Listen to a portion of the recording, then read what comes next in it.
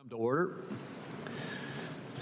Today we are having our hearing on the IRS 2026 filing season and the IRS organization. Thank you, Mr. Bisignano, for appearing before the Finance Committee today in your capacity as the Chief Executive Officer of the Internal Revenue Service. On Tax Day today, I look forward to hearing from you about driving taxpayer-first outcomes at the IRS while implementing the working families tax cuts and delivering larger refunds. As you well know from the private sector, there are always critics, especially when running the day-to-day operations of an agency historically ranked as one of the least favored and most distrusted by the American public. But your distinguished private sector experience leading institutions through crisis, modernization, and transformation are the exact skill set that the IRS needs right now. We welcome your insights on how the IRS can better serve American taxpayers. This hearing comes at a consequential moment. Last year, President Trump and congressional Republicans acted to prevent the largest tax increase in American history. Had the 2017 tax cuts expired, taxpayers earning less than $400,000 would have faced a more than $2.6 trillion tax hike over the next decade. Let me say that again. Taxpayers making less than $400,000, and most of them making well less than $400,000, would have faced a more than $2.6 trillion tax hike over the next decade. Not only did Republicans make those tax cuts permanent, but the Working Families Tax Cuts Act also delivered significant new middle-class tax relief. Implementing the new provisions from the Working Families Tax Cuts in time for this filing season was no small task. Indeed, a few months ago, there was no shortage of commentators predicting a major disruption. With the individual tax filing deadline today, the results are now in, and the data speak for themselves. The filing season opened on time. Through April 10, the IRS received about 120 million returns and issued about 80 million refunds, millions more than last year. Average refunds increased about 11% to over $3,400, and refunds totaled almost $274 billion, tens of billions more than last year. While no filing season is perfect, the 2026 filing season has proceeded smoothly for tens of millions of Americans. Indeed, the lack of a major disruption has required some of your critics to change their tune. And in an attempt to avoid giving you credit, they now attribute this filing season's success to work that happened over a year ago. However, that shifting narrative ignores the work that you have led at the IRS to build the technology necessary to implement the Working Families Tax Cuts. New provisions for tips, overtime, car loan interest, and senior deductions were claimed on over 53 million returns, nearly half of all filings. These figures indicate that the IRS has done its job to ensure delivery of significant new middle-class tax relief. It also is a testament to the dedicated and skilled IRS employees who have worked to ensure that tens of millions of Americans received their refunds promptly and accurately this filing season. Looking forward, the IRS modernization and combating fraud in the tax system issues remain top priorities for this committee.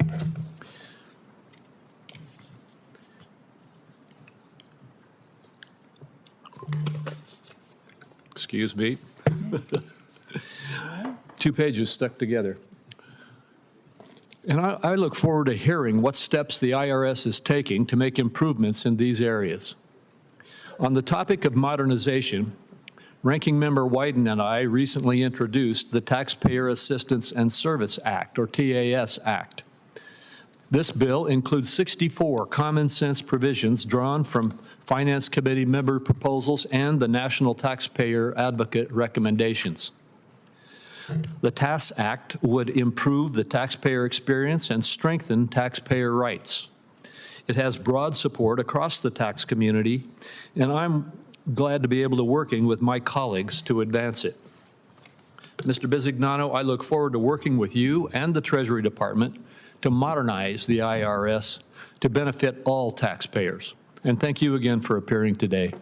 Thank you, Mr. Chairman. Mr. Chairman and colleagues, it's April 15th in America. Tax day, and Americans have gone through all kinds of headaches associated with filing their taxes. Adding to the headache, millions are frustrated that Republicans and the Trump administration specifically killed the direct file program for the year and put those workers back at the mercy of the tax software giants who overcharge for a service that ought to be free. It's a reminder that Donald Trump operates pretty much the entire government on the same basic corrupt approach to benefit himself and his friends, to punish people he dislikes, and particularly to degrade public service. Does it no matter the cost to typical people. His handling of the IRS is a perfect example of all three. Direct File in America died on Mr. Bisignano's watch. Shutting it down was a big gift to the Republican allied prep giants who lobby relentlessly. I've remembered years when they spend millions lobbying for the status quo rather than giving Americans a shot at what people have all over the Western world, which is a simple way to file their taxes because the government already has the information. So these rent seekers are engaged in a multi-billion-dollar ripoff year after year, and unfortunately, Donald Trump is on their side. So he acts continually in self-interest. Right now, he's suing the IRS and the Treasury Department for $10 billion over the leak of his own tax returns. During his second term, his administration is violating the exact same taxpayer privacy laws that underpin his lawsuit by illegally leaking tens of thousands of taxpayer records to ICE. Hypocrisy is not the only problem. There's a conflict of interest for Trump's staff at the Treasury Department, IRS, and DOJ. And it's an enormous one. The powerful and unstable men they work for is suing the agency they lead, and they're in charge of deciding whether the taxpayer, the American taxpayer, would be on the hook to pay up. I believe this is a depth of corruption that would have been unthinkable during the first 248 years of our history. Now it seems to be routine stuff for Donald Trump. So let me talk briefly about the IRS's data sharing agreement with ICE. I have been warning for a year that this would lead to serious mistakes and violation of taxpayer privacy laws. That is exactly what's come to pass. There is a strong likelihood that this system misidentified taxpayers and sent ICE to hunt down innocent people who may now be sitting in camps or worse. This is not an overstated danger. Countless families have had their lives ruined as a result of the Trump mass deportation campaign. 46 people died in ICE custody since January of 2025. There are a lot of reasons to protect taxpayer data. One reason is it helps to promote trust in our system. If people believe filing taxes will lead to their abuse or detainment by the state, they aren't going to comply. Non-compliance is a disaster. It criminalizes people who would otherwise be on the right side of the law, and it also drives up the deficit. Those may be the unspoken goals of this administration as Donald Trump and Republicans seek to justify mass deportations and further cuts to essential priorities like health and food stamps.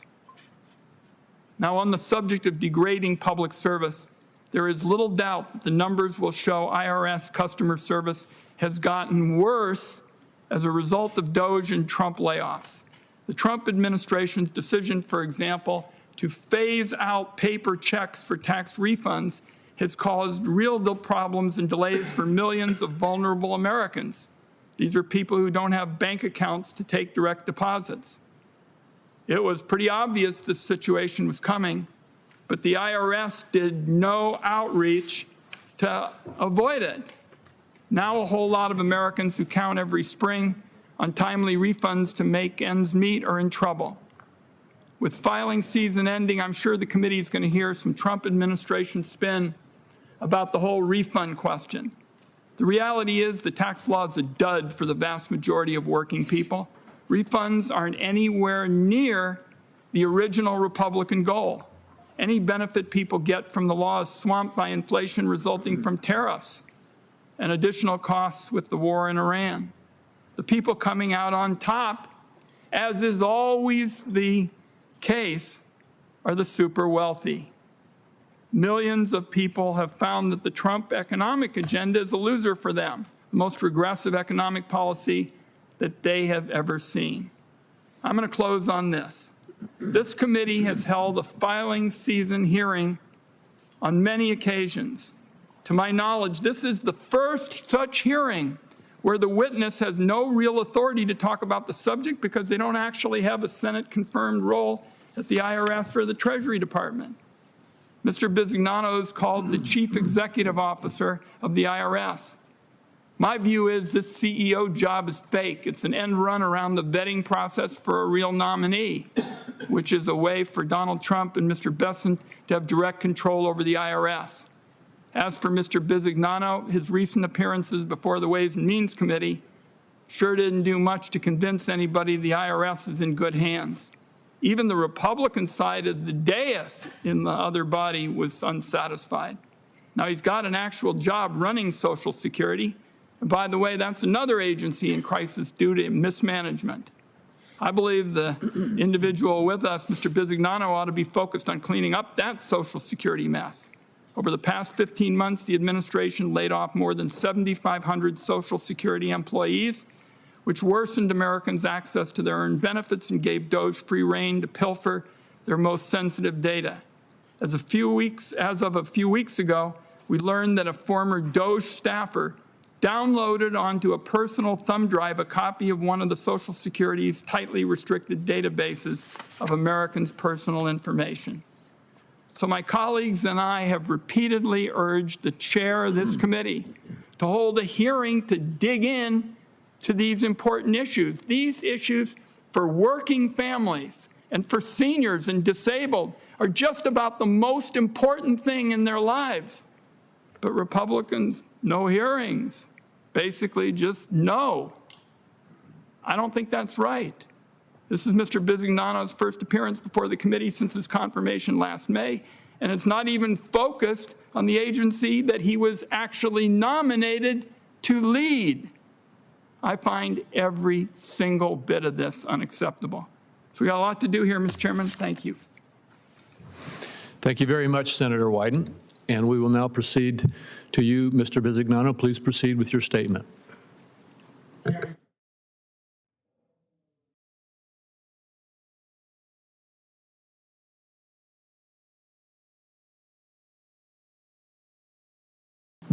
Pull the microphone a little bit closer.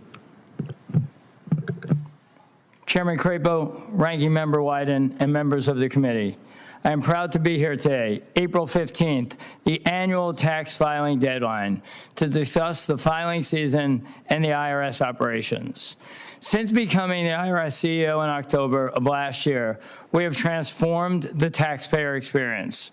This year, Tax Day holds a special importance because working families across our nation are benefiting from pro-growth tax policies like never before. Let me be crystal clear. This is the most successful filing season in IRS history. This is thanks to President Trump, Secretary Bessent, and congressional Republicans in securing passage of the working families tax cuts. This landmark legislation forms the cornerstone of the administration's growth agenda. The latest numbers tell the story. The IRS has received more than 134 million individual income tax returns, with more than 98% of them filed electronically. We've issued more than 80 million refunds, with 98% of those refunds sent electronically via direct deposit. More than 90% of taxpayers who filed electronically received their refund in less than 21 days. The average refund amount is over $3,400, up by 11%. The total amount of refunds we have issued now stands at over $280 billion, 16% higher than last year. This is real relief going out to working Americans and their families. Thanks to the new landmark policies, more than 53 million Americans have already experienced new financial benefits. These provisions include no tax on tips, no tax on overtime, no tax on car loan interest, and a special deduction for seniors, which has already been claimed more than 30 million times. In addition, provision from President Trump's 2017 tax bill, such as the increased standard deduction, increased child tax credit, and full expensing for capital investments were made permanent. All of this prevented a tax increase of over $5 trillion on American families and small businesses. Many of these provisions have bipartisan support, and each of your constituents will see the benefits. Another hallmark of the bill is the Trump accounts, which will provide families a financial head start for their children. Families have signed up more than 5 million children for the accounts, of which more than 1 million children are covered by elections for the $1,000 Trump Accounts pilot program contribution. Along with filing season and other day-to-day operations, we are transforming the agency to meet taxpayers where they want to be met, creating a digital IRS. This transformation is not just an operational need, it's a modern-day responsibility. It helps us address non-compliance, provides taxpayers with 24/7 access, and safeguards their sensitive financial data. This filing season, visits to irs.gov are up 60% to more than 500 million inquiries, coinciding with decreased phone demand. I am proud of the role the IRS has played in delivering this historic level of tax relief. Our dedicated career employees work tirelessly to prepare for this filing season and have already begun preparing for next year's filing season. I want to thank each of them for their work on behalf of the American people. Our long-term goal for taxpayers is simple: create a seamless customer experience where taxpayers can interact with the IRS with the same ease they expect from the private sector. We're building an IRS that leverages advanced technology, empowers its workforce with better tools, and delivers secure and easily accessible services. In closing, I want to thank Republicans for the passage of President Trump's Working Families tax cuts, laying the groundwork for a historic filing season. Mr. Chairman, I'm happy to take questions. Well, thank you very much, Mr. Bisignano.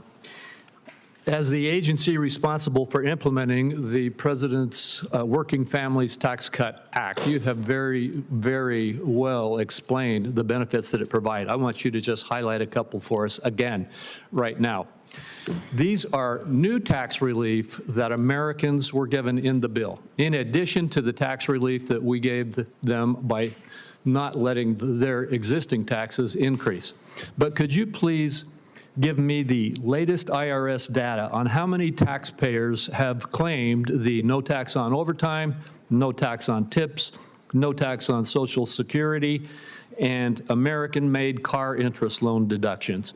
And could you also, I'd like you to do this quickly because I got another question, but could you also tell me the same data on how many people have opened Trump accounts and have received of those opened Trump accounts the $1,000 seed funding? Well, the landmark legislation led by President Trump and Secretary Bessent and the Republicans now has over 53 million Americans who have had a deduction from it. 30 million actually the senior benefit. And that 6 million filers have had no tax on tip. 25 million filers had no tax on overtime, and over 30 million seniors, as I said, and 1 million for the car loan deduction. When you look at all of this, it's the reason we talk about the historic refunds. The largest amount of refunds, 80 million going out, and over $280 million, $280 billion in refunds. We have 10% more people receiving a refund this year, while refunds on the absolute are up 11%. Total refunds paid out are up 16%. And for Trump accounts, another landmark legislation which is creating generations of the future's ability to be financially savvy and be able to participate. 5 million have been opened up for dependents, 1 million for newborns this year already, and our expectation is that will continue greatly. Thank you. I appreciate that. And my next question is, I'd like to give you a chance to respond directly to the attack that you've already received today and have previously received for pausing the direct file program at the IRS. My understanding is that an October 25 Treasury report found that the IRS significantly misrepresented the direct files costs, and that, in fact, notwithstanding the cost of that program to the U.S. taxpayers, about 70% of all U.S. taxpayers are already eligible to use existing IRS free file programs, a public-private partnership, at no cost to them or to the government at all. Could you just give me your response to this? Yeah, we attack? have seen, thank you. Thank you, Chairman. We have seen that this filing season, over 2 million taxpayers have taken advantage of free file during this filing season.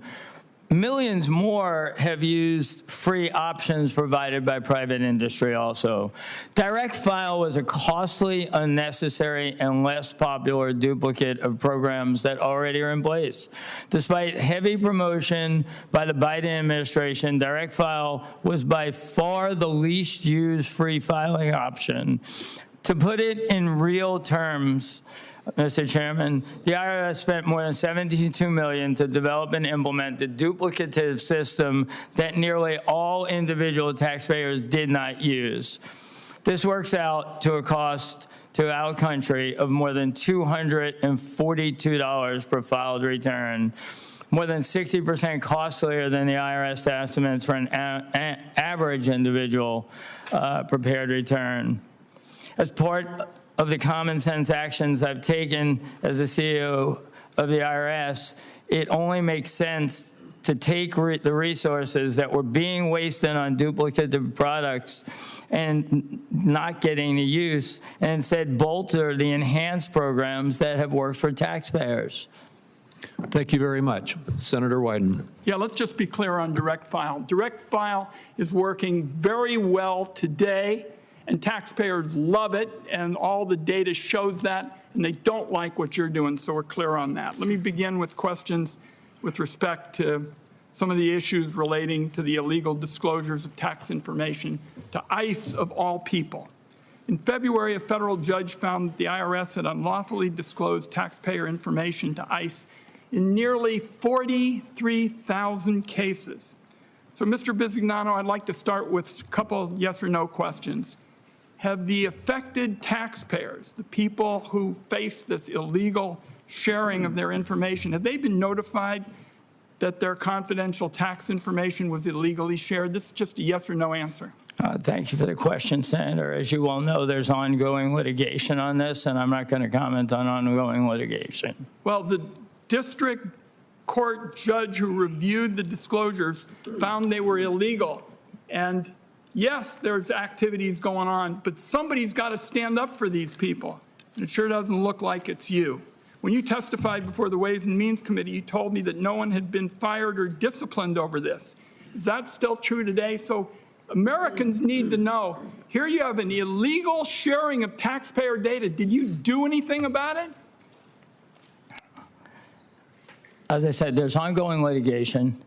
And in fact, there have been rulings that the MOU was legal, but I'm not going to debate ongoing litigation with you, sir. Well, you have a federal judge who said it was illegal. And it seems to me that at least should cause you all to wake up from the slumber down there and stand up for people. Now, does the IRS know who and how many people have been detained or deported as a result of the data sharing program with ICE? So Americans understand what's really going on here. Their data is being shared with ICE, personal data, important data. And you say, well, we're waiting around and maybe some court will tell us something someday, but how about the answer to that question? What's your question? Same thing. Does the IRS know who and how many people have been detained or deported as a result of the data sharing program with ICE? As I said, there's ongoing litigation. We're not going to comment on ongoing litigation, sir. Okay. You can set it out all you want, but these are Americans who are angry. They don't get up in the morning and say, gee, let's wait around after our data has been illegally shared. They get up in the morning and say, somebody better do something about it. That's what we give people an election certificate to do, and that's what we're going to stay at.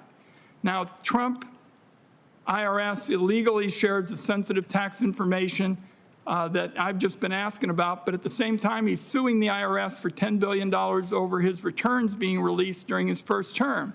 And that was under the watch of his own Treasury Secretary and IRS Commissioner. So yes or no, have you been involved in any discussion of the lawsuit or a possible settlement? Nope.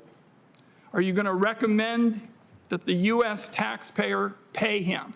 So that's something that's within the province of your duties. What are you going to recommend? Are you going to recommend that U.S. taxpayers pay him? Actually, this is not in the IRS. Well, tell me what your opinion is. It's at DOJ. Should U.S. taxpayers pay Donald Trump on this matter? That's a yes or no question. I'm not involved in the matter. What's your opinion? I'm not rendering opinions on things I'm not involved in. What advice did you get from your ethics office on this? Advice from my ethics office and from this being what?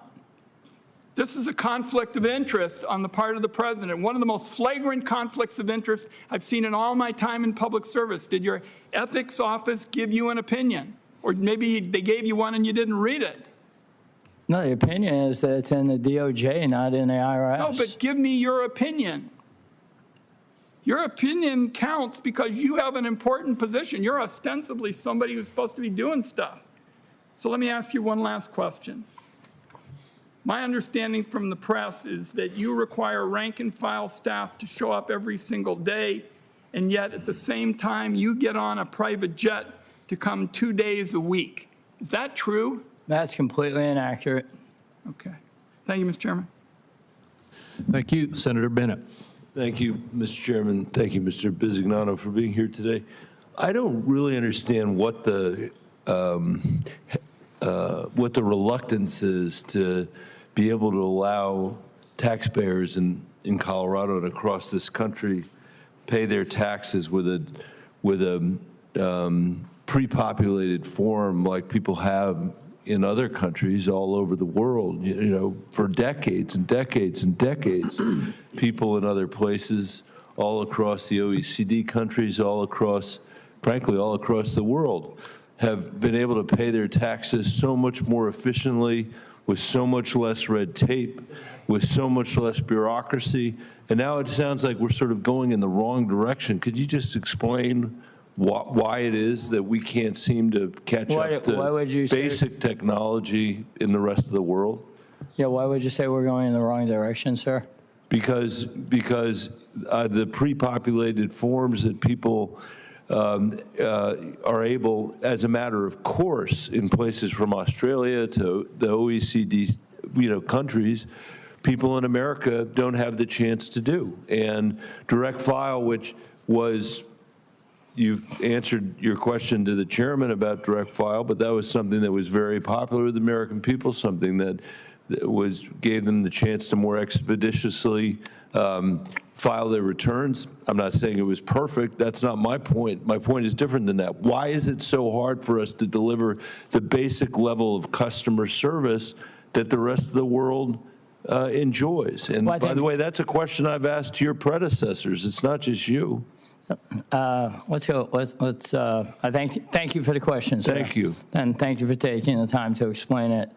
If you look at this tax season, even the stats will tell you 98% of our filings were electronic, and 98% of Americans received a direct deposit within 21 days or less. So that's the best stats we ever had in terms of performance. If you look at what's going on in refunds, it's the largest refund. So we've had the highest volume and, in fact, the fastest payments to the Americans. That's just pure facts, right? And that was 80 million Americans. That's 10% more than last year.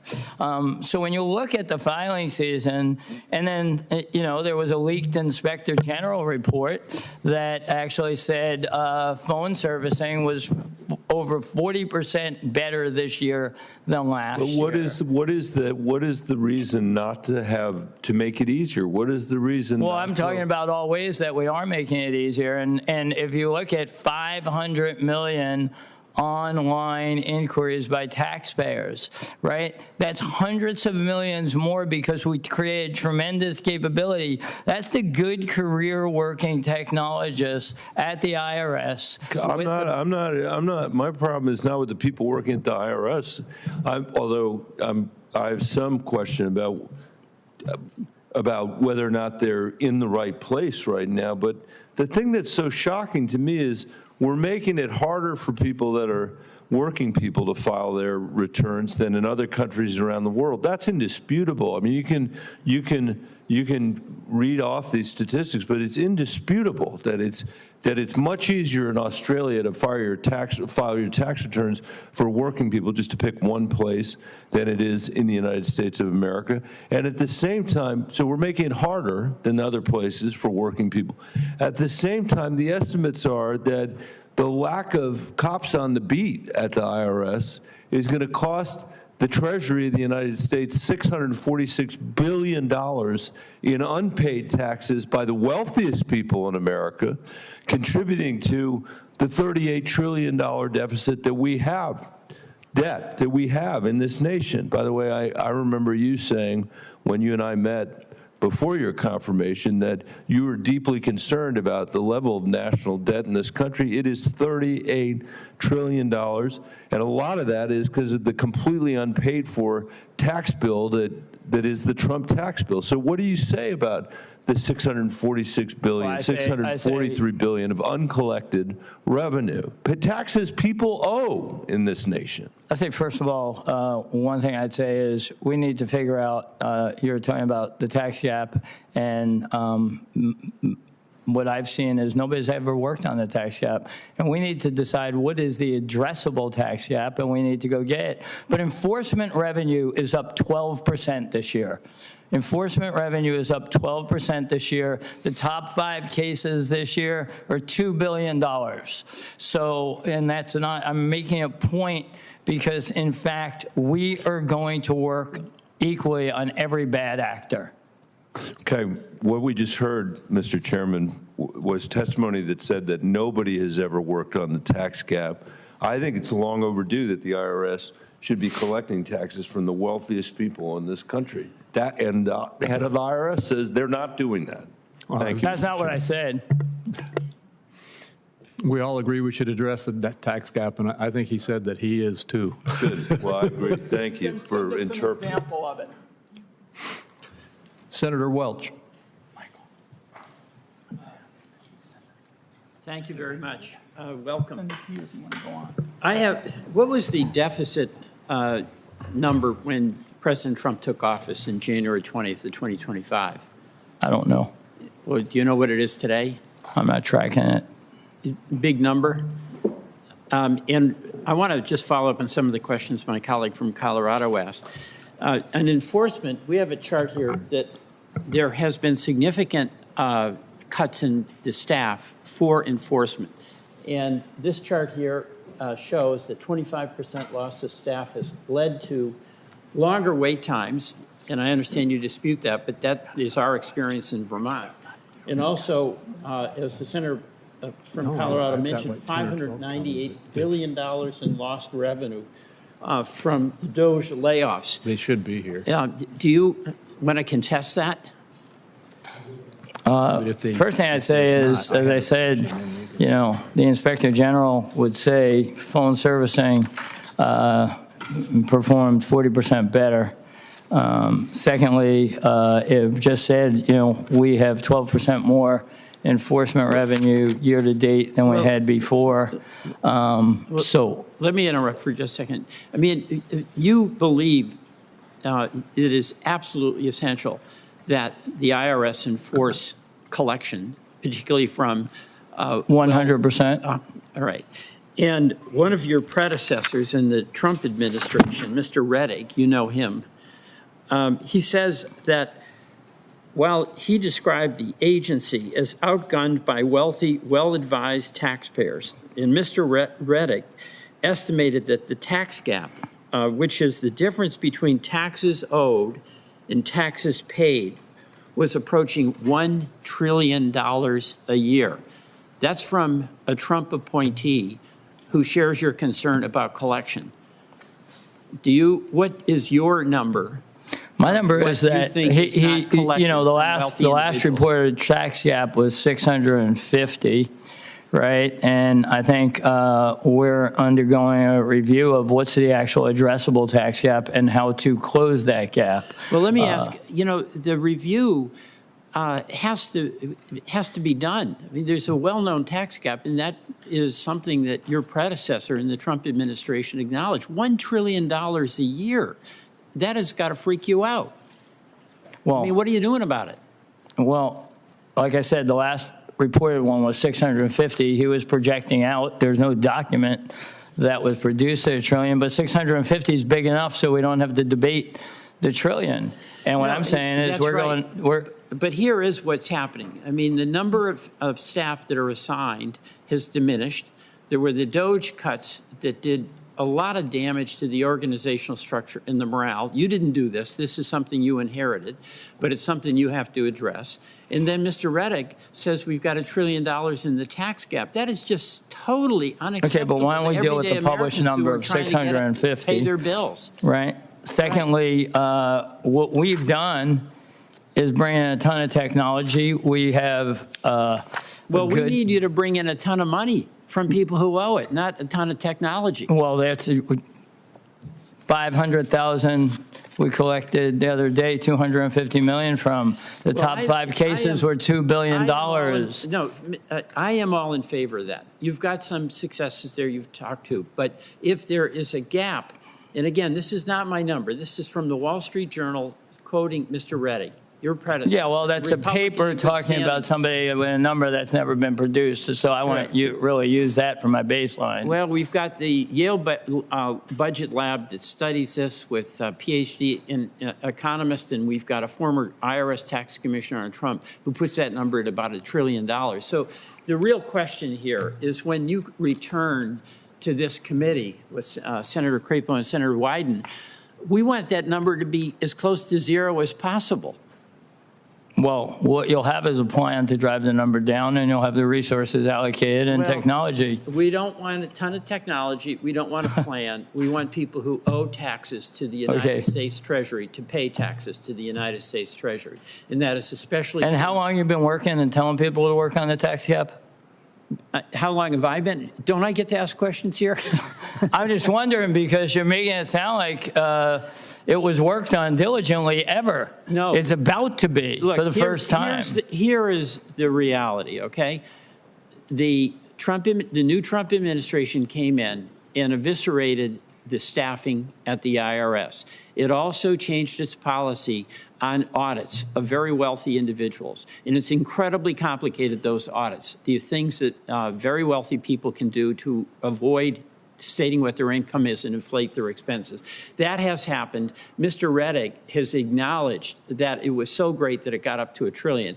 That is a problem that is the responsibility and burden you have to address and get that number down. Thank you. Thank you. Nobody's been fired. Everybody retired voluntarily. All right, thank you. I yield back. Thank you, Mr. Chairman. Thank you. Senator Whitehouse. Thank you. I'm told that Administrator Bisignano is not going to answer any questions related to the Social Security Administration while he's here before this committee.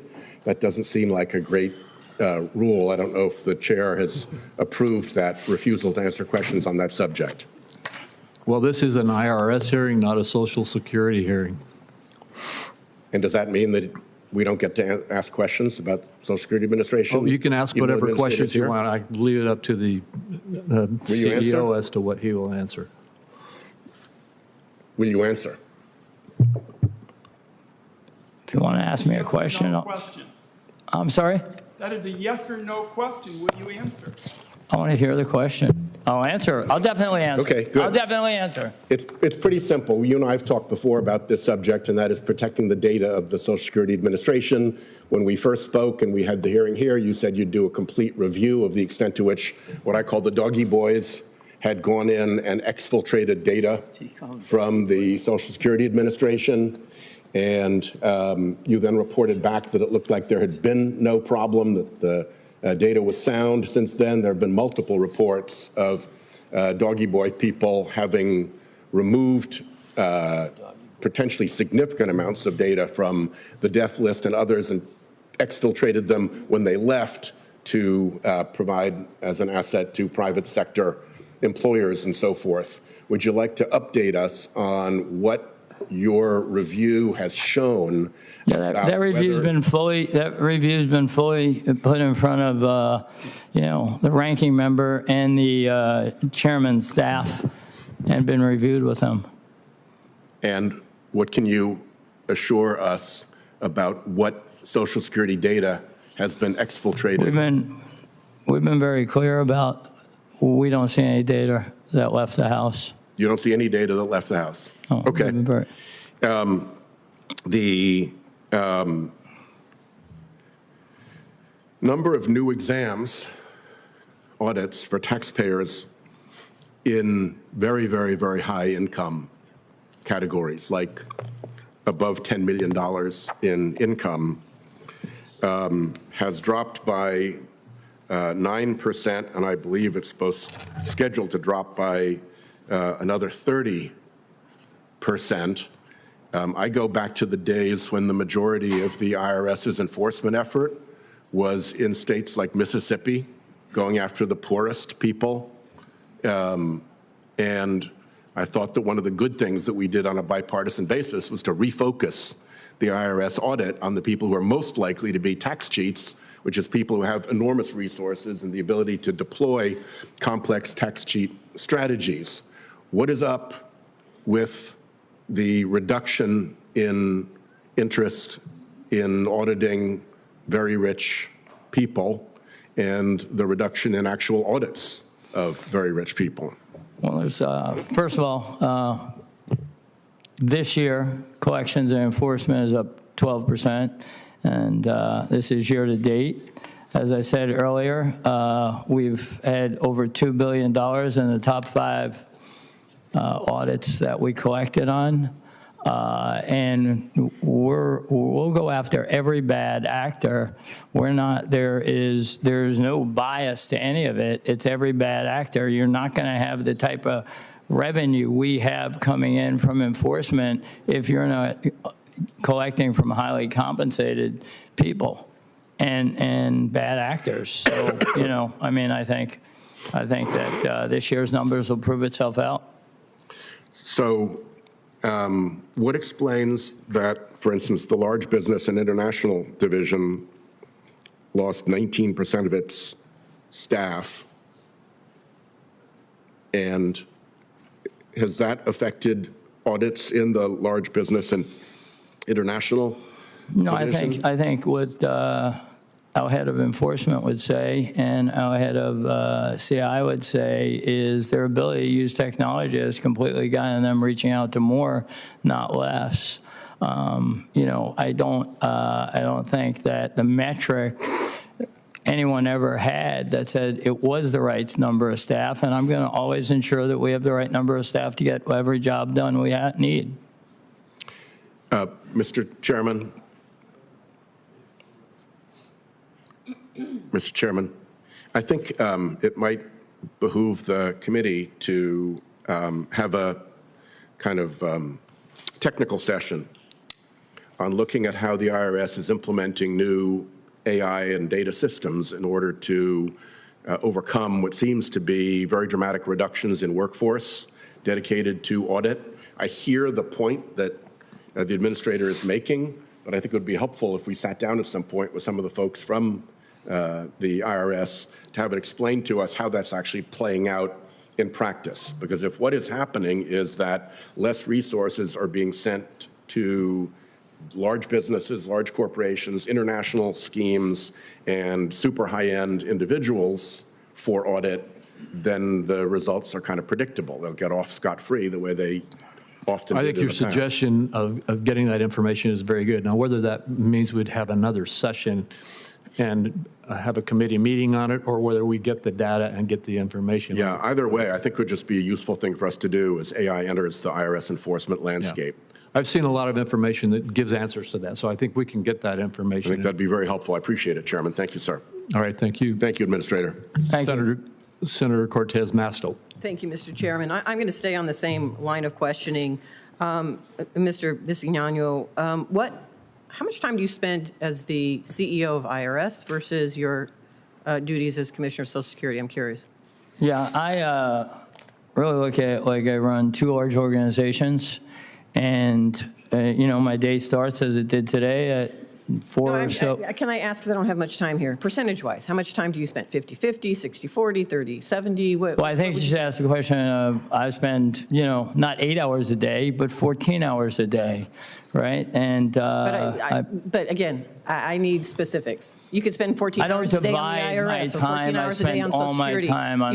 You've got to figure out as a CEO, I don't know, actually. So how is that? Well, here's how to think about it, right? We run it with a governance structure, both organizations. There's a weekly staff meeting. There's a key indicator meeting that we take the top 2 levels of management. This will be a report that never existed before. Many things did not exist before. We built technology to be able to look at it. That happens every week. We have a risk meeting that never happened every week. This. Yeah. Let me just say, it'd be helpful if you could look back at your calendar and you tell us how much time was spent on Social Security versus IRS. That would be very helpful. Just your days. That's all I'm asking. Secondly, I appreciate you in the private sector. You're going to include Saturday and Sunday. You want to know how many hours I spend on each of them? Just a percentage, yeah. I'll give you the hours. Listen, let me just say this. This is an oversight hearing because the taxpayers pay your bill. The taxpayers pay mine. They're making sure that the agencies that work for them are run efficiently, and we're spending the money in a way that is efficient for the taxpayers, to the benefit of the taxpayers. That's all I'm asking, is information for the taxpayers on how you're spending your time. It's not a gotcha question. I'm not here trying to attack you. It's just specifically how we see this moving forward. So I want to follow up on some of the comments that you've made. You're focused on delivering measurable results across the IRS. I appreciate that. You come from the private sector. You're all about measuring metrics and outcomes, and I think that's great. And in your speaking, your introduction today, you've identified several deliverables that you're identifying for the IRS. My question is, as you're measuring these metrics, can you provide us more information on how you are measuring them? Sure. For instance, it would be helpful for me to understand I get achieving the best filing season results in timeliness and accuracy, so it'd be helpful if you give us the metrics, what you're basing it against, how you are achieving that outcome. What I don't get is the building a world-class management team. I'm not sure how you do a metric on that, but if you've got a metric, that would be helpful. So if you can give us more specifics on those items, I would appreciate that. Sure, my pleasure. Thank you. So as we've said, you're currently leading these two agencies. I do have concerns, and I want to address this. In January, the DOJ admitted in court that DOJ employees used an unauthorized third-party server to share Social Security data, and that a Social Security staffer for DOJ signed a data sharing agreement with a private political advocacy group. There are also allegations from a whistleblower that a DOJ staffer took major Social Security Administration databases with him using a thumb drive. And then at the IRS, a federal court has found 42,695 violations of federal law stemming from the sharing of confidential taxpayer data under an agreement with DHS. My question to you is, what changes are you implementing to avoid further breaches of Americans' private information? Yeah, we brought in to ensure that our data is secure, which is the #1 priority. If you go through our priorities, it's protecting Americans' data. It's driving higher service and improving collections for IRS, right? And we brought in outside to look at it to ensure that we weren't just looking at it internally, and to ensure that we're protecting the data, and we had a total outside review of it. Let me ask you this. I'm going to take advantage of you're here also as a Commissioner of Social Security. I need help with something. In Clark County, Nevada, I'm understanding from our Social Security office that there is right now a backlog of foster children attempting to obtain their Social Security cards. And this is because the Social Security office in Las Vegas has informed us in Southern Nevada that it would begin requiring physical stamped certified copies of foster children's vital records before issuing, excuse me, their Social Security cards. Prior to this change, Clark County worked with the office, the Social Security office, to provide certified copies of these children's vital records in a digital process. Now you are asking for physical. The challenge we have with that is because we don't have actually in Clark County a lot of the physical stamped certified copies, because most of it's digital now. So can you take a look at that for me and figure out how we can We'll be back get to- back to I'll a be back system to that your we're office. moving in a digital process? We'll do it this week. Thank Talk you. to your office. Thank you. Thank you, Mr. Chairman. Thank you. Senator Johnson. Thank you, Mr. Chairman. Sorry I'm coming in late, and if I ask some questions or make some comments that have already been covered, I apologize for that at another hearing. Mr. Bisignano, first of all, thank you for your service. You've taken on probably two pretty thankless jobs in two very difficult organizations, I think, to really reform. But you have the perfect background. You know, having come from the private sector in businesses where you have to, process what, trillions of transactions. Okay, I just want you to compare that challenge and how you got control and had world-class businesses in the private sector versus the challenge you face right now and what you've seen in the first year of your service here. Yeah, I think I actually brought the same playbook. And I'm honored to be here, and congratulations for everything you've done. And, I talked earlier for the great work you all did on the Working Families Tax Act. I brought the same playbook, which would be a governance structure that interacts pretty deeply with management. We eliminated layers of management so we'd have a flatter org. Obviously, we have a weekly staff meeting, which I don't know is always customary, but is the only thing I've ever known. You're bringing private sector management techniques to the federal government. I noticed in your testimony you said you've got now a first-class management team. Were those all people you recruited? Half recruited and half great career people that were waiting. Identified them. Okay. Waiting, and they're actually learning. We're building right now that we'll implement in May a leadership academy that we teach to the next levels of management on what really good looks like and how to achieve really good results, how you can have less people and better results. So you're trying to create an environment that's going to last beyond your term. That's my whole objective here. When you came into office in your position, how many people were still working at home? How many are working at home now? We don't have anybody working at home now. Were there quite a few when you came into office? Yeah. Like what percent of the workforce? Well, I think before me a whole bunch were brought in ahead of time, but at one point, it was greater than 50%. Were there a lot of terminations as a result of that, or just retirements from people No, that didn't want to come back to work? all voluntary retirements, which I think was nobody's going to really like hearing this, but was good because they wanted to retire. That's fine. So what percentage of the workforce ended up taking that retirement rather than having to? At IRS, 25%. About 25%. So do you feel you're understaffed at this point in time? Or No, so you're going to be able to get by and do a better job with less? The numbers are showing that, and that's what I think the scoreboard, we're getting refunds out, 98 million of them within 21 days. Right. I remember when people. I read the stats. I just wanted I wanted you to be able to relay your philosophy, how you can in the business world. Yeah, I think you have to do more with less. By delayering the org. Look, technology is the great enabler, right? We took online inquiries during tax season up 60% to 500 million.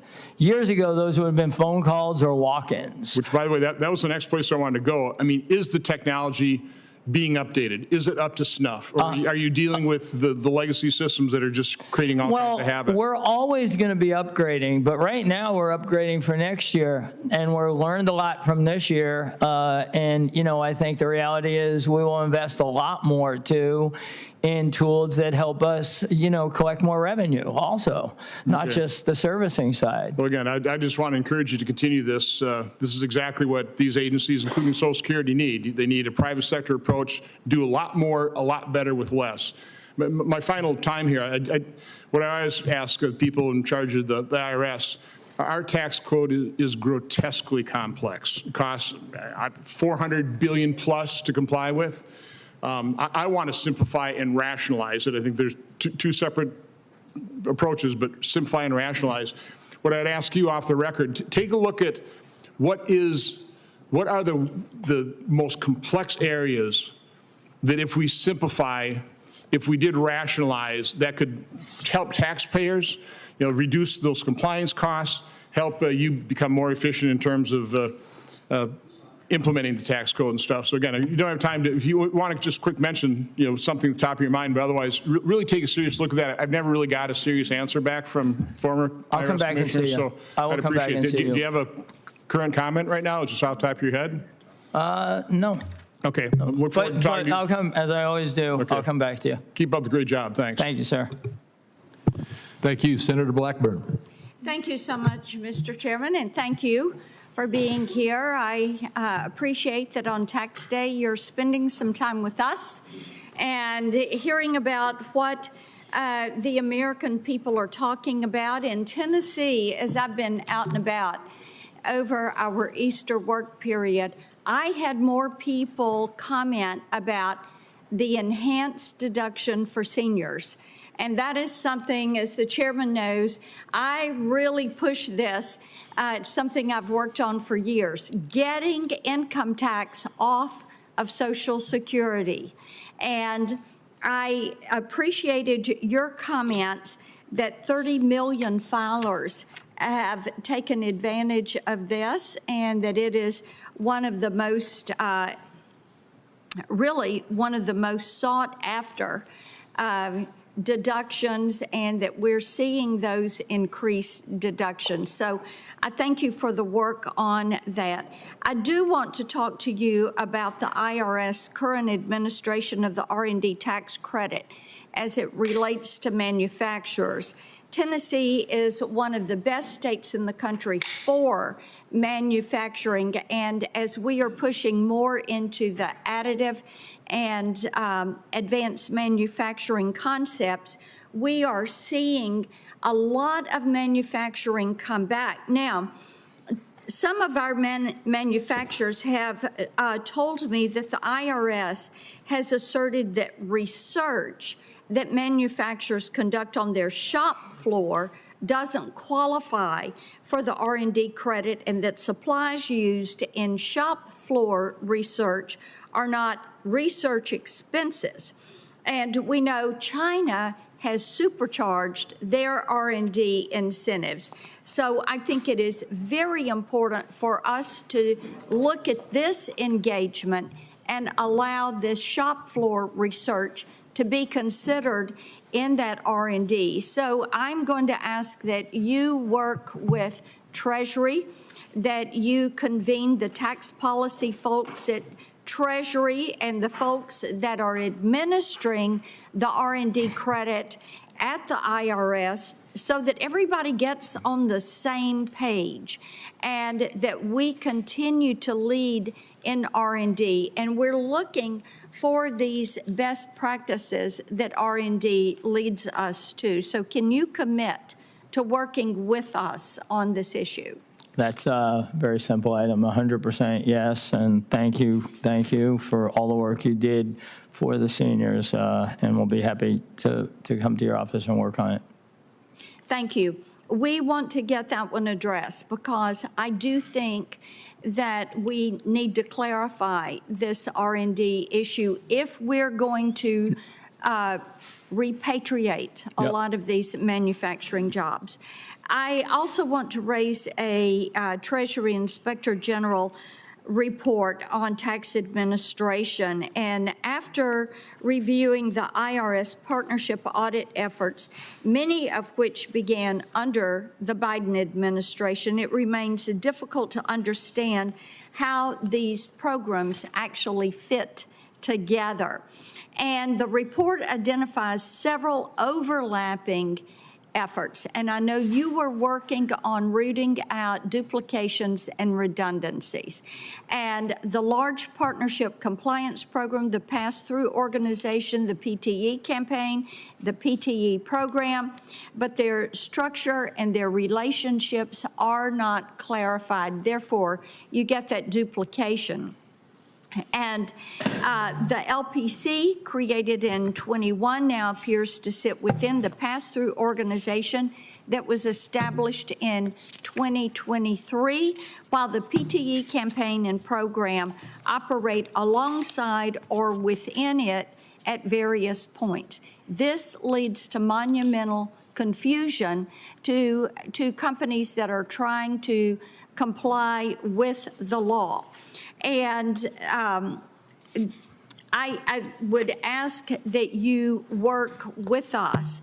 And you can see how there is so much redundancy here. And we need to know that you're going to be open to simplifying this structure and bringing some clarity to it and moving to an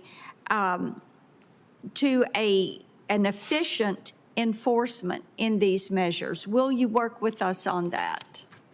First of all, of course, and thank you. Yeah, we will, and we're focused on the same items you are, so happy to come get the teams together, and we will round up all the resources required between Treasury and IRS. Thank you, and keep processing all of those enhanced deduction for seniors. I think it's Section 5 as seniors file their reports. Thank you, Mr. Chairman. Thank you, Senator Blackburn. As I understand it, that's $6,000 deduction for the qualifying seniors. That is and correct. It's per person. That's correct, $6,000 per person. And as we worked with committee staff during the time we were doing the big, beautiful bill, it removed the income tax from 88% of our Social Security recipients. Thank you. I appreciate you helping focus on that. Senator Grassley. Thank you. And for being here, but also thank you for several meetings I've had with you over the last year to discuss various things. I get the opinion by listening to people on the other side of the aisle that all you have to do is hire 100,000 more people in IRS and you'll get a lot more money. Under the previous administration, the IRS placed an emphasis upon law enforcement through increased audits. My understanding is that the IRS is taking a more tactful approach under the Trump administration. Rather than relying on an army of IRS auditors, there's a greater focus on using modern tools, and I'll let you discuss whatever modern tools is to improve case selection. How is the IRS using technology to improve enforcement? Thank you. It's always my pleasure to spend time with you too, Senator.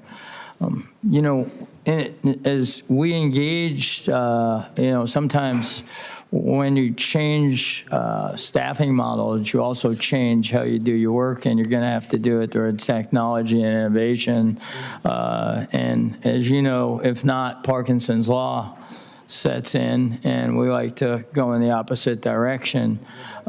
We've built a bunch of tools, and one of the things that happens is we talk about the number of audits we have, but you know, a direct example is we've sent out, you know, over the past 2 months, 500,000 letters to people who we knew were in fact sending in underreported returns, and they corrected them. Those wouldn't show up as audits, but that's our data collection capability. Without data analytics, as I like to say, we were doing AI before it was AI, and that resulted in $250 million more collections. If you look at using tools that takes data and allows it to collect it and give the agents way more information and power, it's the reason why enforcement revenue is up 12% right now. And those type of items allow us to get more done. If you look at the fact that amended returns took 6 weeks to process, and now they take 3 days. That gives us more capability, better intelligence, and better ways to act on them.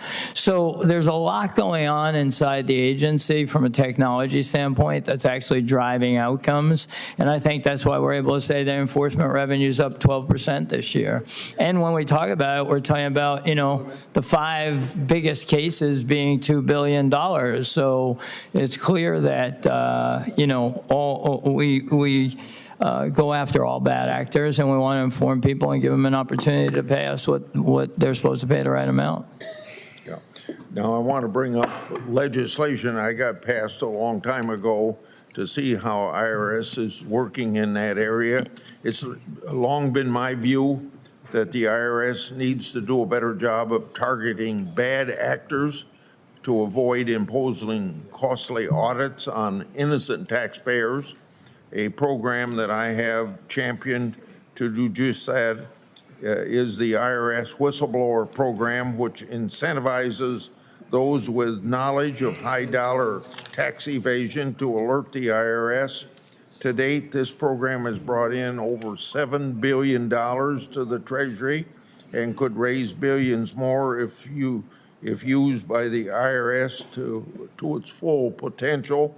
Going forward, can I expect the IRS to put more emphasis on the IRS whistleblower program to further focus IRS audit resources? Well, I have an open door policy and streamlined the IRS leadership so that we can communicate better than ever before. I hope any IRS employee utilizes the resources they have to communicate issues they see to me or any form of leadership or wherever they feel appropriate. We like to hear from people. We understand, you know, whistleblowers are usually important to our system here. Well, that's got to be my last question, but just let me say this in regard to this program. I get a feeling after all these years that this has been on the books, even though it's brought in $7 billion, that there's people in the bowels of the IRS that don't like it, and I think we got to overcome that bureaucratic opposition to people outside reporting that the IRS isn't doing their job. Well, I'll do everything in my power, sir. Thank you. Senator Daines. Chairman Crapo, thank you. Well, it is tax day, and thanks to Republican leadership, President Trump's leadership, the work of this committee. In fact, we passed the largest tax cut in American history, and I'm proud of that. Said another way, we stopped the largest tax increase in American history, and I'm proud of that fact. As we're having these debates about affordability, which we understand, one way to help the American people make it a bit more affordable is put a little more money in their pocket through tax relief.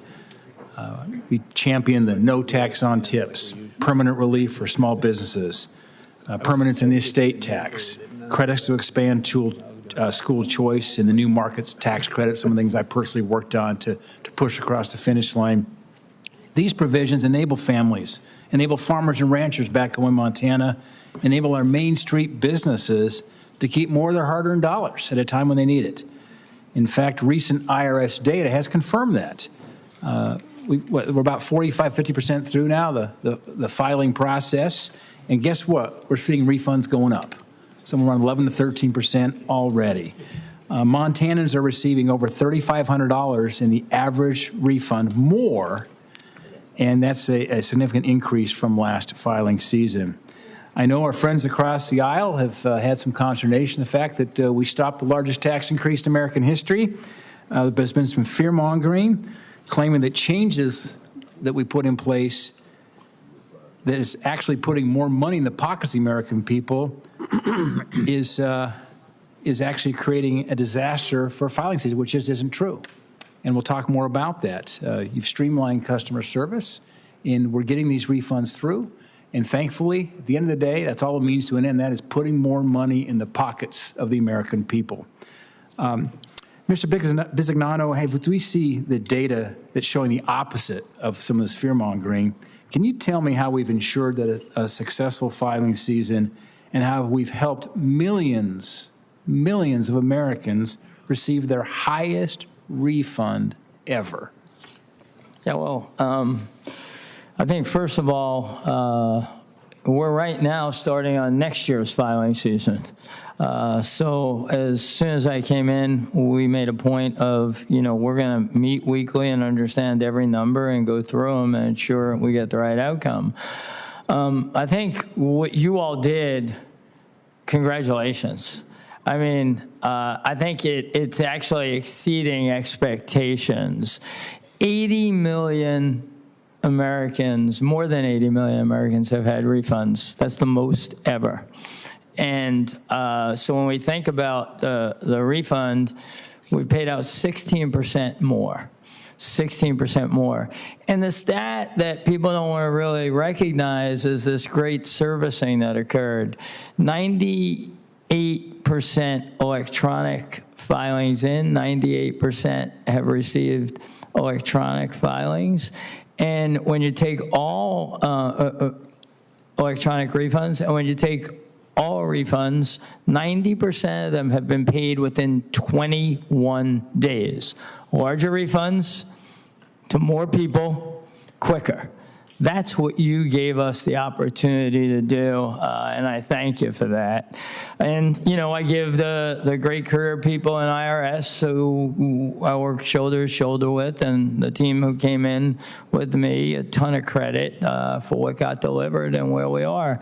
I had the option of 4 days to be here. They gave me 4 different dates, and I thought, I have to take 4/15 as the date. You do. No, you should be here. We need to be talking about this. I'll tell you, it's not being talked about enough either.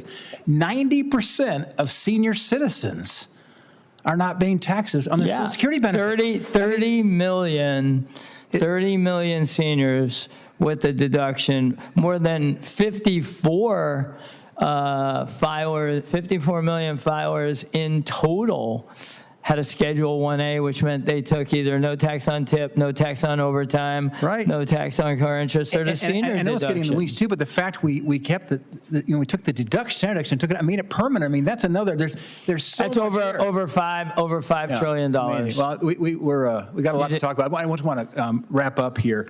One of the challenges we faced is the fact that 45% of children in the United States never claim the benefits of a surviving Social Security payment benefit.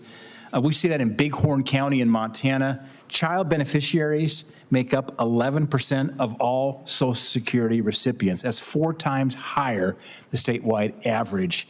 So we have rural states like Montana, these communities are facing barriers to access we're failing to reach all eligible children.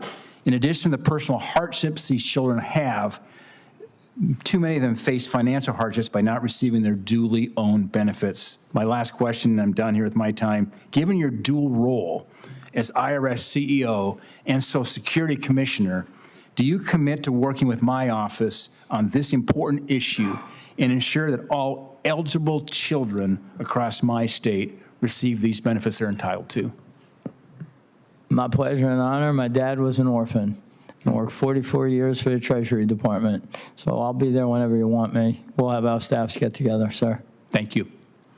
Thank you. Senator Warner. Thank you, Mr. Chairman. I appreciate the fact that you know my arguments are going to be so powerful that you allowed 3 Republicans to go in a row to try to build up and buttress your. We did our best to soften you up. Case, but now let's bring some facts back to the discussion. Commissioner, it's great to see you again. On the big bill, in your testimony, you said you're going to return $274 billion in refunds to the American people. Now, we tried to actually look at this in terms of what this means in terms of actual cost. And let me just talk about my folks in Virginia. Average refund is $346. Now, I believe that number is skewed high because there are some of us at the top that got a much larger refund than that. But we'll give you credit for the full $346 in terms of refund. What has it really meant for Virginians and Americans in their pocketbook? Well, because of data centers, other issues, average electric bill increases $204. The president's liberation, or I would say to farmers who don't exactly feel liberated, their tariff costs, average family, $307.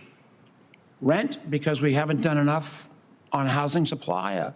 Ranking Member Senator Warren has gotten a good bill out of the Banking Committee unanimously, but rent increases up $307. Actually, I'm sorry, rent increases at $600. And this number this is just the gas price increase in the 47 days of a war where we've not had regime change, we've not got back the enriched uranium, they still have capacity to do ballistic missiles, and clearly the Strait of Hormuz is closed both by the Iranians and now us. So the way I add it up is that, yes, there may have been a refund, but in terms of total cost to an average Virginian or average person from Idaho, I see $1,852. Now, do you refute or would you take issue with any of those? Well, I'd start with the first number, sir, the number that I'm responsible for at some level here. The 380, is that 346 or 386 you said? Yeah, the 346 again would be 346. What we tried to get from it, which would have been much fairer if you would have just said, all right, what's the average amount of refund for, say, folks that make less than $400,000 a year? That number would go down dramatically. I think a couple of things here. One, you took the average number that was reported as refunds year over year, but 8 million more people received refunds. So if you talk about how much went back to people, it wasn't 346, it was a number significantly larger because more people got that $3,000 average. I've had to listen to 3 of my Republican colleagues. I would respectfully disagree because the amount of, a lot of that number on the 346 is because folks at the very top, and I've been blessed to do very well, my refund was much bigger than 346.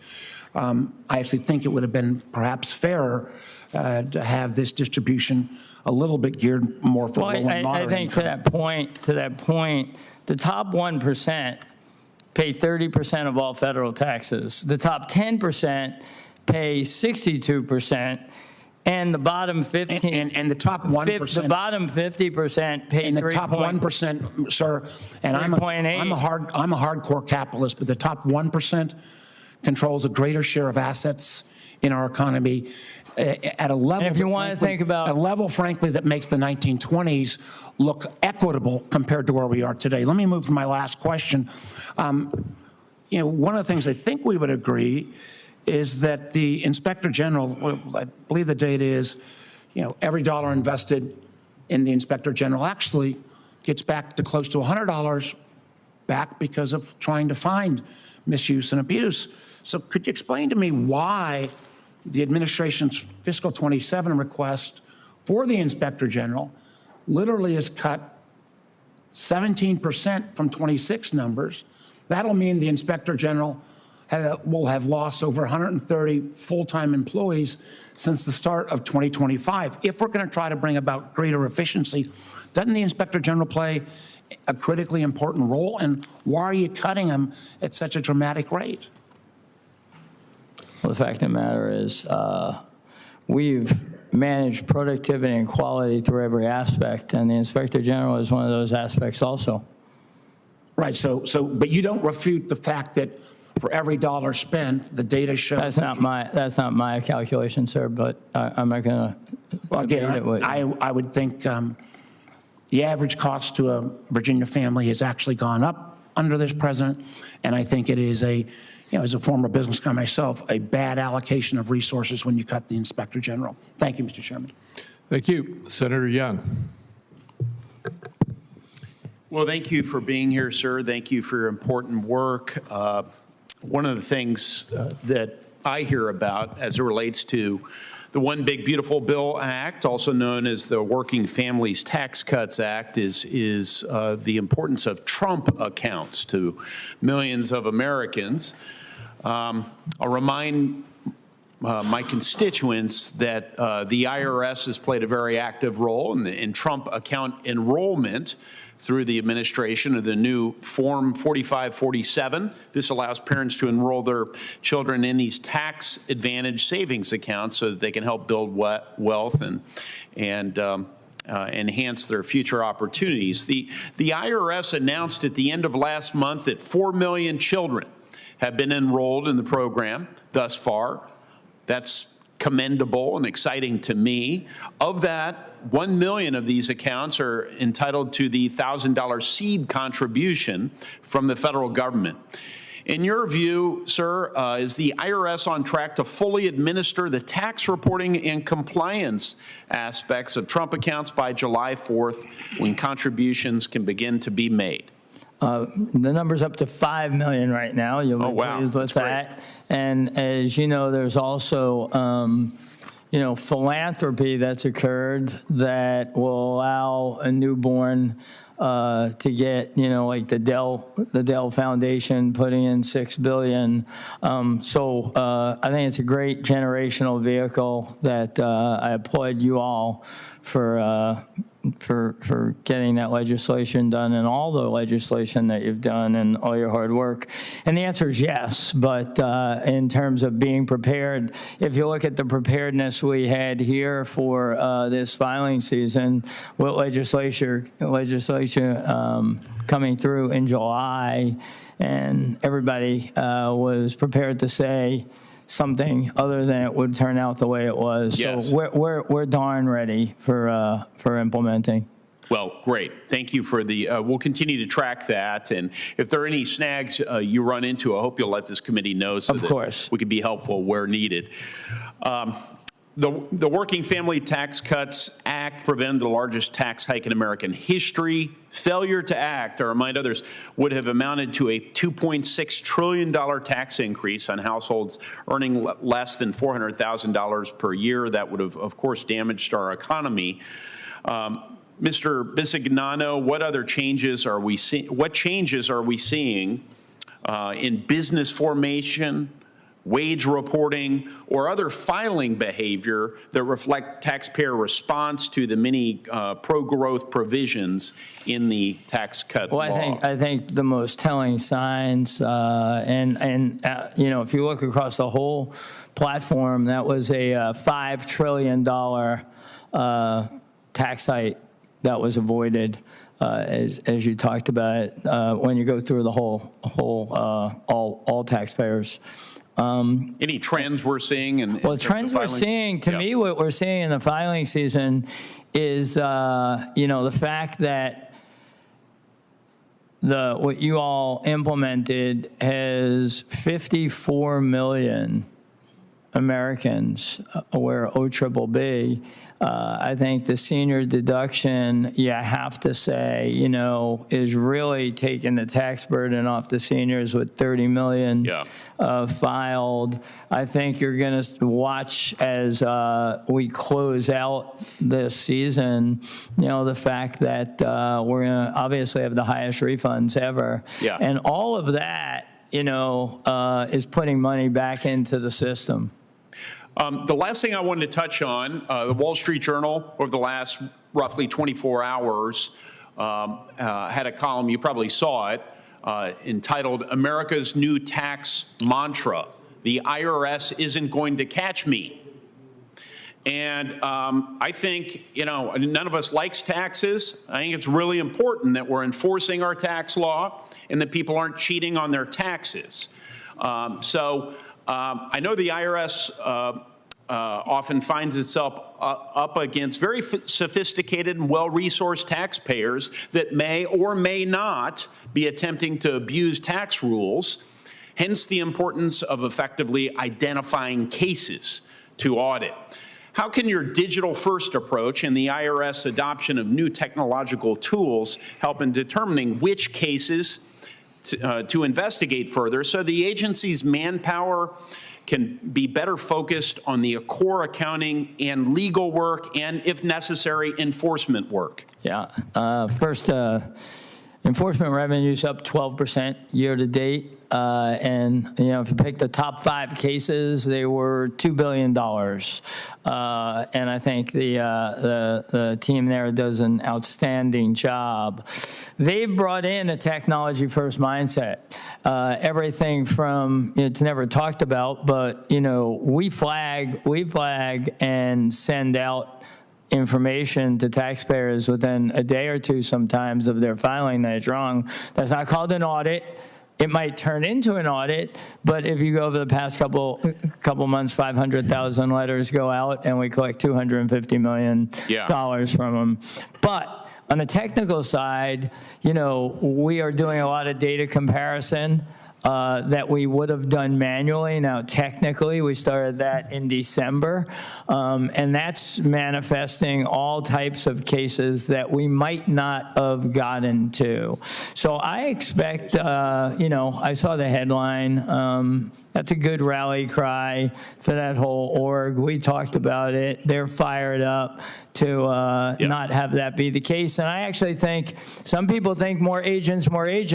I think more technology, and that's going to far exceed what the humans can do. Technology is the great enabler. I'm well over my time. Thank you for your and your team's efforts to root out fraud and abuse. Yes, Mr. Chairman.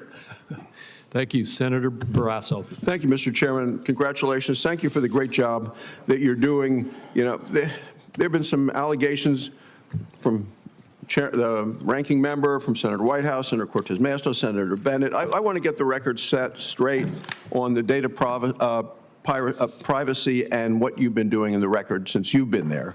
Because the IRS does, prior to this, had a really troubling history, I believe, of failing to safeguard taxpayers' personal information. 2022 Government Accountability Office report found almost 500 instances of IRS employees improperly accessing taxpayer data.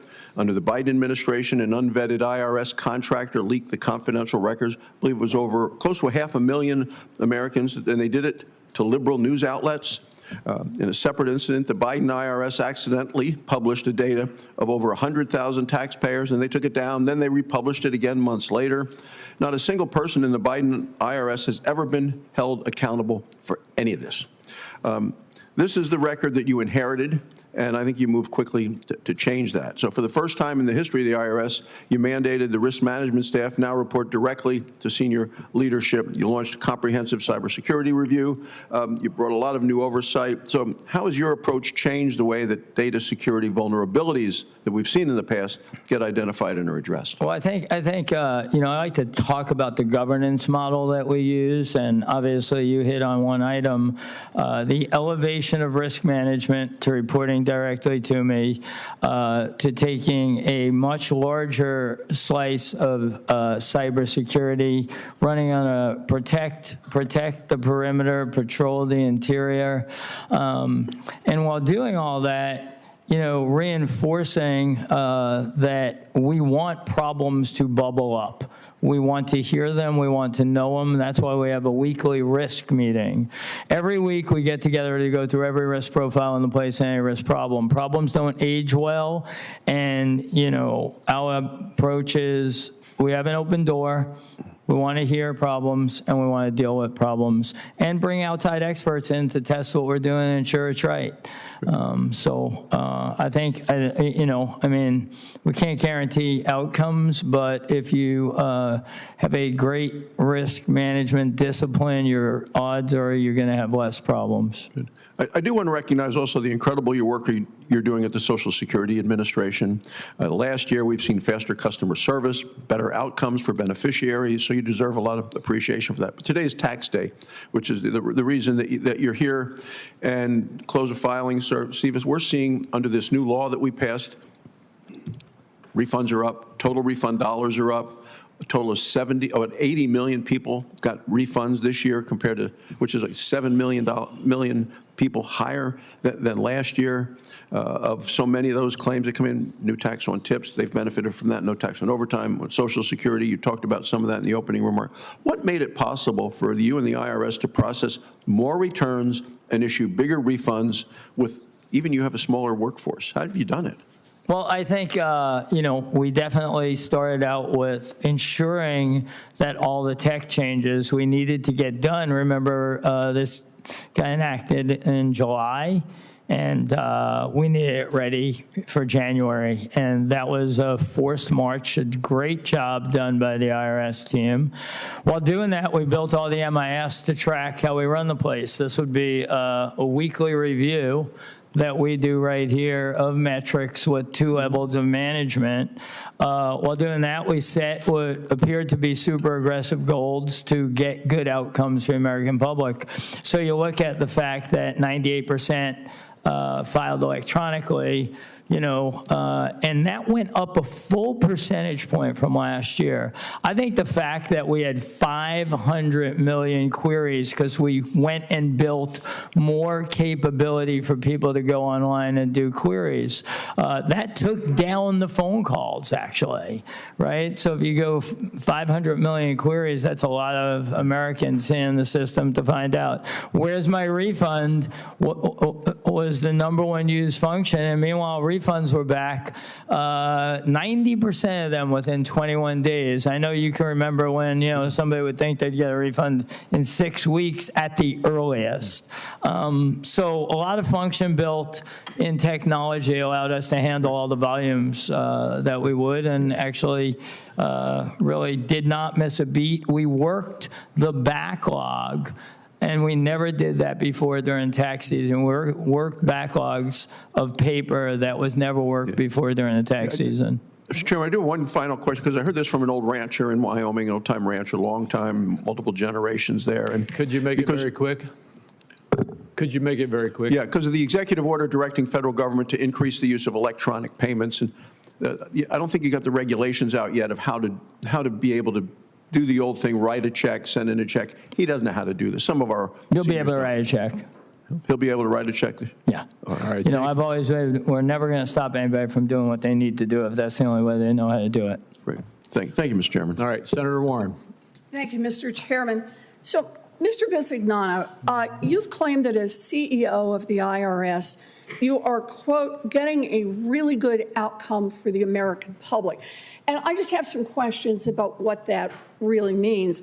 Last year, DOJ pushed out about 4,400 IRS employees whose specific job was to take calls and answer questions for millions of taxpayers. And then after you pushed them out, you discovered you actually needed those people to do that work. So you tried to hire a lot of them back, but you did such a bad job at that that you were still short of your own hiring targets by about 1,000 people as you got to tax filing season.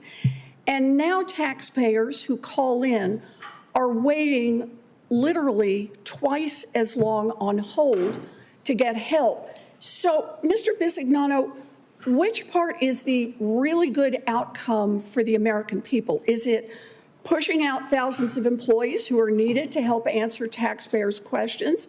Or is it unsuccessfully scrambling to rehire those workers? Or is it forcing millions of taxpayers to spend literally twice as much time waiting on the phone to get help? Where is the really good outcome? The really good outcome is the fact that we execute against one big, beautiful bill. We have 54 million Americans who filed a Form 1A. We have 80 million Americans who received refunds. I gave you 3 facts that are verified. I take it you don't dispute any of those. I want to understand how here's the actual facts, ma'am. I want to understand how any of those are really good outcomes. Here's the really good outcomes. We committed to single-digit wait times on the phones. We're not having people sit. The data from well, actually, what the data from the Inspector General report, the data from the Inspector General says, Mr. Bisignano, take the developed level of access increased 45%. Mr. Bisignano, there you go. That same report, I have now seen it, says wait times on the phone doubled for people asking IVR questions. Usage and so chat bots all exceeded. Asking you is where are those really good outcomes that you bragged about? And I take it they're not there. No. Because let's understand. How about the Trump administration is over making 90% of people, over 90% of people from the IRS, the rich are having a field day. Thanks to Donald Trump, corporations paid $65 billion less in taxes last year compared with 2024. Meta alone saved $3 billion. Amazon saved over $4 billion. And just for context, that $65 billion would have been enough money to extend the Obamacare tax credits 3 times over and still had money left over, saving health care for millions of Americans. So, Mr. Bisignano, I just want to understand how slashing health care for families so that Meta gets a $3 billion tax cut is a really good outcome for the American public. Well, a really good outcome for the American public is getting their checks, their direct deposits within 21 days. What you're talking about isn't part of what the IRS is working on. So you think it is a good outcome that Meta gets to save $3 billion, Amazon gets $4 billion, and to pay for it, millions of Americans lose their health care? That's your view as the CEO of the IRS? I don't see the two of them correlated, ma'am. Well, they're correlated in terms of those tax cuts were paid for by pushing people off their health care. Did you not follow that? Those tax cuts, 30 million seniors, your seniors. I'm talking about $3 billion for Meta, so that paid for by people being pushed off their health care. And you're the one who said really good outcome. It is a really good outcome for the American public here. The tax, what was enacted in the Working Family Tax Act. The values of the Trump administration loud and clear. Well, we still argue over whether the refusal to increase taxes is a tax cut. Well, Mr. Bisignano, over whether Meta is paying $3 billion less under the under the one big beautiful bill than they paid the year before under taxes. They got $3 billion they got to keep, and it was paid for by millions of people who got pushed off their health care. Those are just the numbers. Well, we'll continue to debate this, I'm sure. And if you're a billionaire and you don't want to pay any taxes for years on end, contrary to what Mr. Bisignano said, you can get away with it. Senator Hassan. Thank you, Mr. Chair, and thank you, Ranking Member. Sorry. Was it Senator Cassidy? It was Senator Cassidy. Senator Cassidy, why don't you go ahead? Well, thank you, Senator Hassan, for being so generous. Thank you, Senator. Just for clarification, sir, you enforce the law, you don't write the law. And so just That's to say true. that. So that seems to be a little bit of a confusion here. Today, I introduced with Senator Warner legislation called the Improving IRS Customer Service Act. Now, this is not to say you've not already done a good idea, but St. Paul says we go from glory to greater glory. We improve, we continue to improve. So building on last year's successes, in which IRS callback technology saved approximately, I'm told, 919,000 hours for taxpayers in cases where wait times might exceed 15 minutes, and web usage has increased by almost 60%, indicating tech modernization initiatives are working. My bill would equip IRS with the legislative mandate to, one, create an online dashboard so that taxpayers can monitor average call wait time and budget time accordingly. I called it my bill, by the way, but it's mine and Mark Warner's bill. It's bipartisan. Second, allow callback for taxpayers that might need to wait longer than 5 minutes to speak to a representative. And third, establish a program to identify and support taxpayers struggling to make ends meet by providing information about alternative payment methods such as installments, partial payments, and offers in compromise. And you and I know of people kind of desperate, don't know where to turn, cash flow crunch, and IRS is one of their creditors. So I think this could really ease anxiety. So I think this legislation, again, is bipartisan, is likely to pass this Congress. So my question is, could you work with Congress, commit to working with Congress to swiftly implement the reforms? I'm happy to meet with the team and work with the team and do all I can to make it as good as you want it to be. What are some of the other improvements to IRS customer service that you can do without our mandate that you anticipate coming online this filing season? Well, I think you're going to have as we moved to over 500 million online queries to irs.gov this year, we learned how to get a better engagement with the taxpayer, meeting them where they want to be met. So you should expect us to continue that and to build more capability when they need to call in order for them to be served better. We've moved to 24/7, and we're going to further advance that in all areas. It's great. Yeah. Sometimes at 3 in the morning, I'm sitting there, can't go to sleep, and I'm sitting there messing with things, so why not? Let me ask you about historic preservation easements. Important to my state, if you go to New Orleans, as you know, you've been to New Orleans, you see how older buildings have been regentrified aided by these historic tax credits. Started under President Reagan, I believe, but this Congress, we have recently kind of re-upped them, if you will. Now, there's a difference, I'm told, in how IRS treats two congressionally created programs sharing the same preservation goal.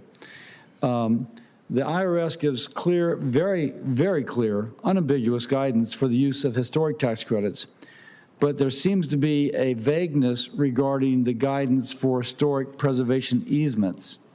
And so they're complementary, but they're treated differently, at least in terms of the guidance.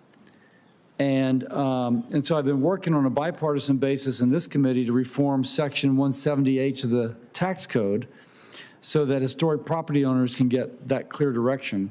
So question, kind of begging an answer, will you commit to issuing prospective guidance that is consistent with Secure 2.0 reforms passed by this committee, guidance that facilitates the legitimate use of this tool, which again has been so important to my state's historic architecture? Yeah. Yeah, we've been obviously keenly aware of issues around conservation easements, and we'll come back. We'd like to come see you, look at it, and come up with the right solution. You know, there's definitely items to solve there. Sounds good. I appreciate that. And then let me also ask about some crypto tax reform. Let me make sure I've got my lead into this. I'm told in the 2026 Crypto Tax Readiness Report, which surveyed 3,000 U.S. crypto users, they found that most intend to comply with their tax obligations, but only 49% correctly identify that a taxable event occurs every time crypto is sold. Approximately 61% of the crypto users unaware of the specific reporting rules that took effect in 2025. These rules require brokers to issue Form 1099-DA, a digital asset proceeds from broker transaction. Fellow Vice President of Tax at Coinbase said that users are, quote, struggling to navigate the complexities of crypto taxation. So can I ask what the IRS is now seeing regarding crypto tax reporting compliance this filing season? Well, you know, on the 1099-DA, it's now, you know, out, and there's a bunch of work to still do. So I like to have our team get with who you've been and your staff working on it, and make sure the things we're working on equals what they're seeing. But it's high on the list of, because of its newness, of things that still need work. Okay, thank you, sir. I yield. Thank you, Senator Hassan. Thank you, Mr. Chair and Ranking Member Wyden, for having this hearing, and Mr. Bisignano, it's good to see you. I want to start by talking about something I'm working on as Ranking Member of the Joint Economic Committee. Just recently, I sent a bipartisan alert to help the public better avoid common tax scams. Scammers are increasingly using AI to realistically impersonate the IRS online and over the phone in order to steal taxpayers' refunds, payments, and identities. When Americans are scammed, they can, of course, report the scam to the IRS. However, there are 7 other federal agencies who also accept scam reports, each in a different way, on a different website. As a result, Americans who are attacked by scammers often don't know where to turn, and they often don't report at all. How does the IRS work with other federal agencies to combat scams, and will you commit to working across federal agencies to simplify the reporting process for scam victims? First, yes. And, you know, we took a very active role in Slam the Scam Day. Yeah. And I think it's one of the most important things. I think IRS, honestly, is IRS and Social Security, we believe, are the 2 most prevalent. And, you know, I'm happy to work across the whole place, because this is, to me, one of the things we have to protect the American public from. I'm working on legislation to try to centralize that reporting. I want the American public to know. Yeah, I want the American public to know, too, that if you're scammed, you should report. It is nothing to be ashamed of. Yes. These are very smart scammers who are using very sophisticated techniques. Let me move on to another issue. According to recent reporting, the Social Security Inspector General is investigating an unprecedented violation of Americans' private information involving a former DOJ staffer who purportedly took the Social Security numbers of potentially every American. If this data gets into the wrong hands, or got in the wrong hands, it could unleash a massive wave of scams across the country. I want to follow up on what you told my colleagues about this issue earlier today. First of all, have you provided the chairman and ranking member of this committee a review about this incident? Yes. That's not true. Yeah, I think there is confusion. Yeah. Excuse my colleague. No, yeah, go ahead. What the witness has answered is not true. He's now said to 2 United States senators on this committee something that's untruthful. We have not got that information. We'd like it. I don't want my colleagues' time to be taken because of my comment. Our staff's met with the staff, your staff. That would be helpful, because I think your answer this morning was confusing, and I appreciate the clarification from the ranking member. The Social Security Inspector General sent this committee a letter 1 month ago saying that she is investigating this incident. Is it true that the Inspector General is investigating? Yes. Did a DOGE employee take millions of Social Security numbers from the Social Security Administration? We have no belief that that occurred, and I think, we're going to feel very good when the Inspector General is done with their report.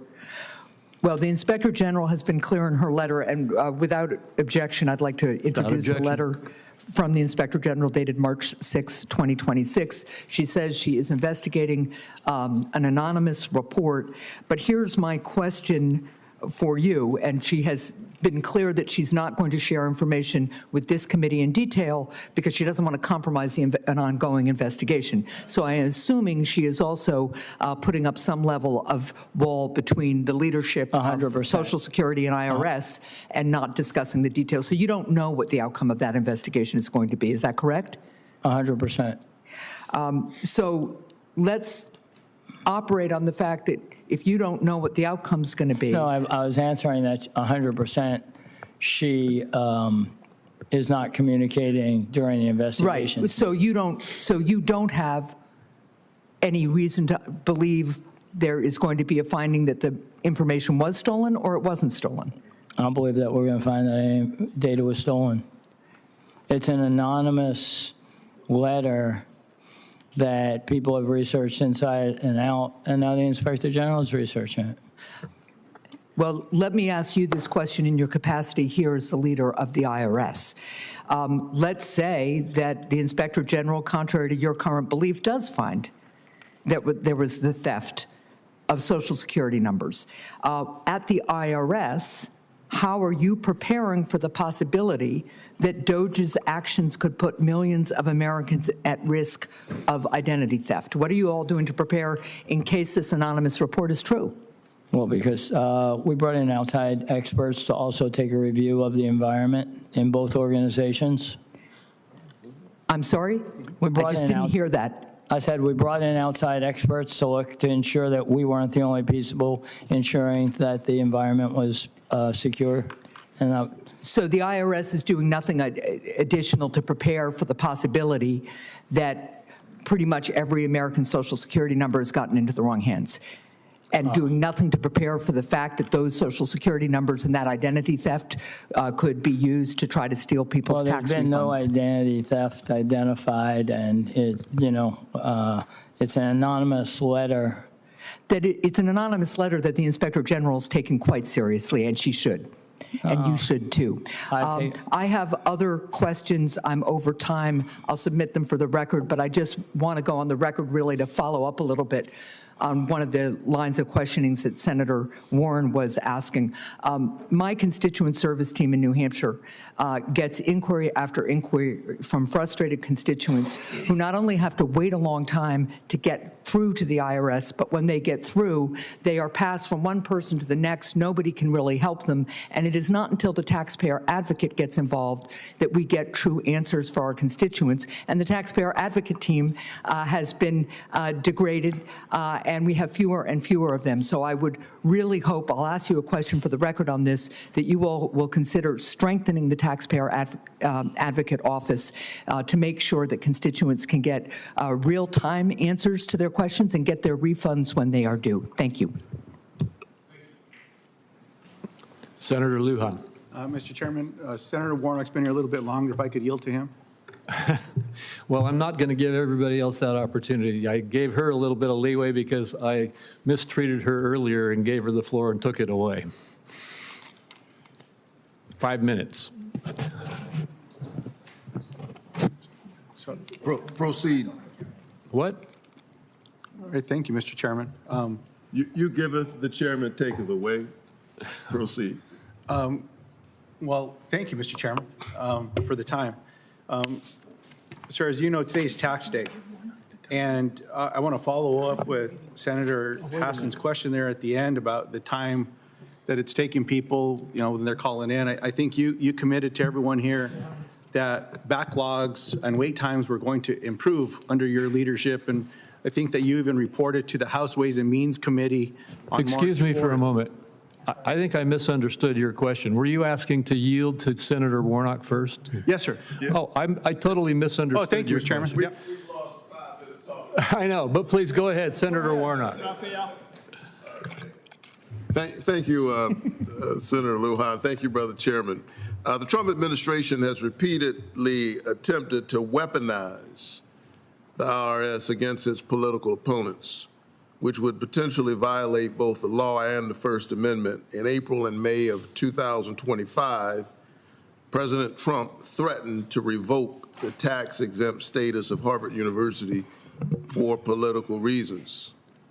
In a September memo, President Trump directed the IRS to investigate tax-exempt entities over their alleged ties to what he considers political violence and domestic terrorism. In December, the IRS and the FBI created a task force to execute the president's directive. Mr. Bisignano, welcome to the committee again. How many IRS agents have been detailed to the Department of Justice? I think 15. 15. 1-5. Okay. Has the president, the vice president, any White House staff, or the Treasury Secretary requested that the IRS audit, prosecute, or investigate any particular taxpayer or entity? No, sir. If such an unlawful conversation ever occurred, you would immediately report that to Congress, including all members of this committee, correct? The answer is yes, but I would never expect that to happen. But the answer is yes. Yeah. Okay, but thank you. Last month, you testified before the House Ways and Means Committee that you were, quote, 100% confident that the IRS would not initiate an audit based on political views. I hear you're saying the same thing today. Do you stand, I can assume you stand by that commitment, as you've already stated. Will you also commit that that the FBI and IRS task force will never investigate anyone based on their political views? Yeah, yes, I mean, I just want to be very clear. You know, if you look at the people within IRS that work on these type of items, they sit within an enforcement group. And if you look at that, 70% of the time, it's on IRS tax-related items. 30% of the time, and this has been consistent over time. Only because my time is limited. Be consistent. I think that is very important, sir. I apologize. 30% of the time, they're asked to work on other things. You know, the Brown University murderer was found by these type of agents, right? So it's not an unusual item where we go work with the FBI to solve problems. And Brown University. Let me continue because I yeah, sure. I just want to make sure you're clear. Both the President and Attorney General have directed their task force to investigate groups that support, among other views, quote, opposition to immigration enforcement. These are the words of the administration. In January, this administration falsely labeled Renee Nicole Good a domestic terrorist. In your view, if a nonprofit organizes a nonviolent protest against ICE's abuses, can that ever be the basis for an investigation by this task force or the IRS? Definitely not. How about bringing litigation against ICE or another federal agency, even the president? Would that ever be the basis for an investigation? No. If the president announced on social media that he wanted to audit the ACLU, say, for example, or an NAACP, I take it that you would ignore that directive. Is that a correct assumption on my part? Yeah, we operate within. Yes or no? Is it a correct assumption that you would ignore a request or from the president to investigate the ACLU? If he announced it on social media. I said yes. I asked because last year the president said that said in the Oval Office that he was looking into a nonprofit's tax-exempt status. So these aren't theoretical questions I'm asking. He said that he was looking into a nonprofit's tax-exempt status, the Citizens for Responsibility and Ethics for, quote, going after Donald Trump. These are the president's words. Based on your answers, can you confirm that the IRS never acted on the president's statements? Yes. That you never acted on his? Never acted. Okay. That's what. The president has criticized, quote, environmental insurrectionists for raising the alarm about climate change. Can you confirm that these comments have not influenced the IRS? No. They have not. No, they have not. No influence on the IRS, and there's been nothing asked of the IRS to do. Vice President Vance has also criticized the Ford Foundation, specifically noting its tax-exempt status. Can you confirm that this statement also has no influence on the IRS in your decision to have an investigation? 100% confirmed. So I'm going to submit to you a written question for the hearing record asking for a detailed report of how many investigations this task force has initiated, including data on the number of investigations into organizations that support President Trump and his policies versus those that oppose his policies. Will you commit to providing my office and this committee with that information in writing? Submit it. Yeah. Yeah, submit it. Yes. Submit it. Thank you so very much. Thank you. Senator Lujan. Thank you, Mr. Chairman. Appreciate that. As I was starting, we've all been reminded today is April 15 tax day. And the question that I have follows something that Senator Hassan was asking about, which is wait times. There was testimony I think you provided to the House Ways and Means Committee recently on March 4th that said, quote, we feel really good about the staffing levels, unquote, and that, quote, wait times on the phone are single digits. Are wait times shorter now than when you took over or longer? Well, take the developed level of access report from the Inspector General. Mr. Says Chairman, that 45% of the time, 45% Mr. Chairman, I don't know the complexity. Is it longer or shorter? That's all that I need to know. Is it taking longer for people now, or is it taking people less time on the phones? Well, it's taking single digits, and it took single-digit minutes before. Okay. But 500 million. Hey, Mr. Chairman, I had a statistics professor in college that says statistics don't lie, but liars can figure.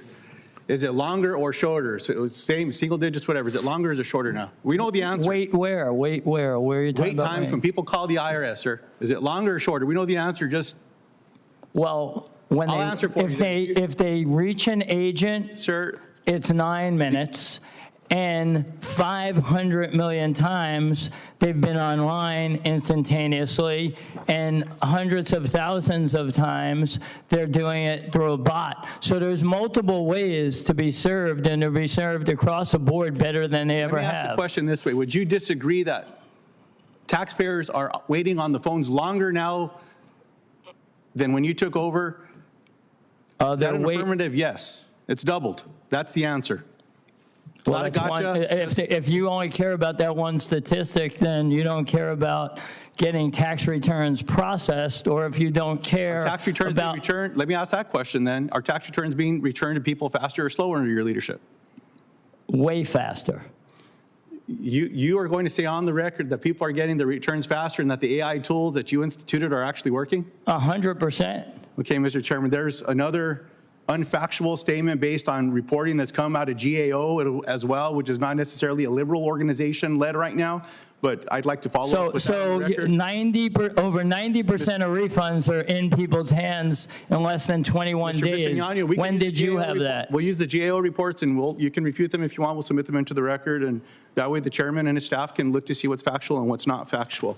Good. There was an issue raised by the ranking member at the beginning of this, and my question, sir, is it correct that you live in New Jersey? I live in New Jersey, yes. Are you aware that President Trump has instituted an in-person work requirement for all federal employees? 100%. You're aware that that went into effect January 20th, 2025? 100%. Do you work at the IRS office in Washington, D.C. Monday through Friday?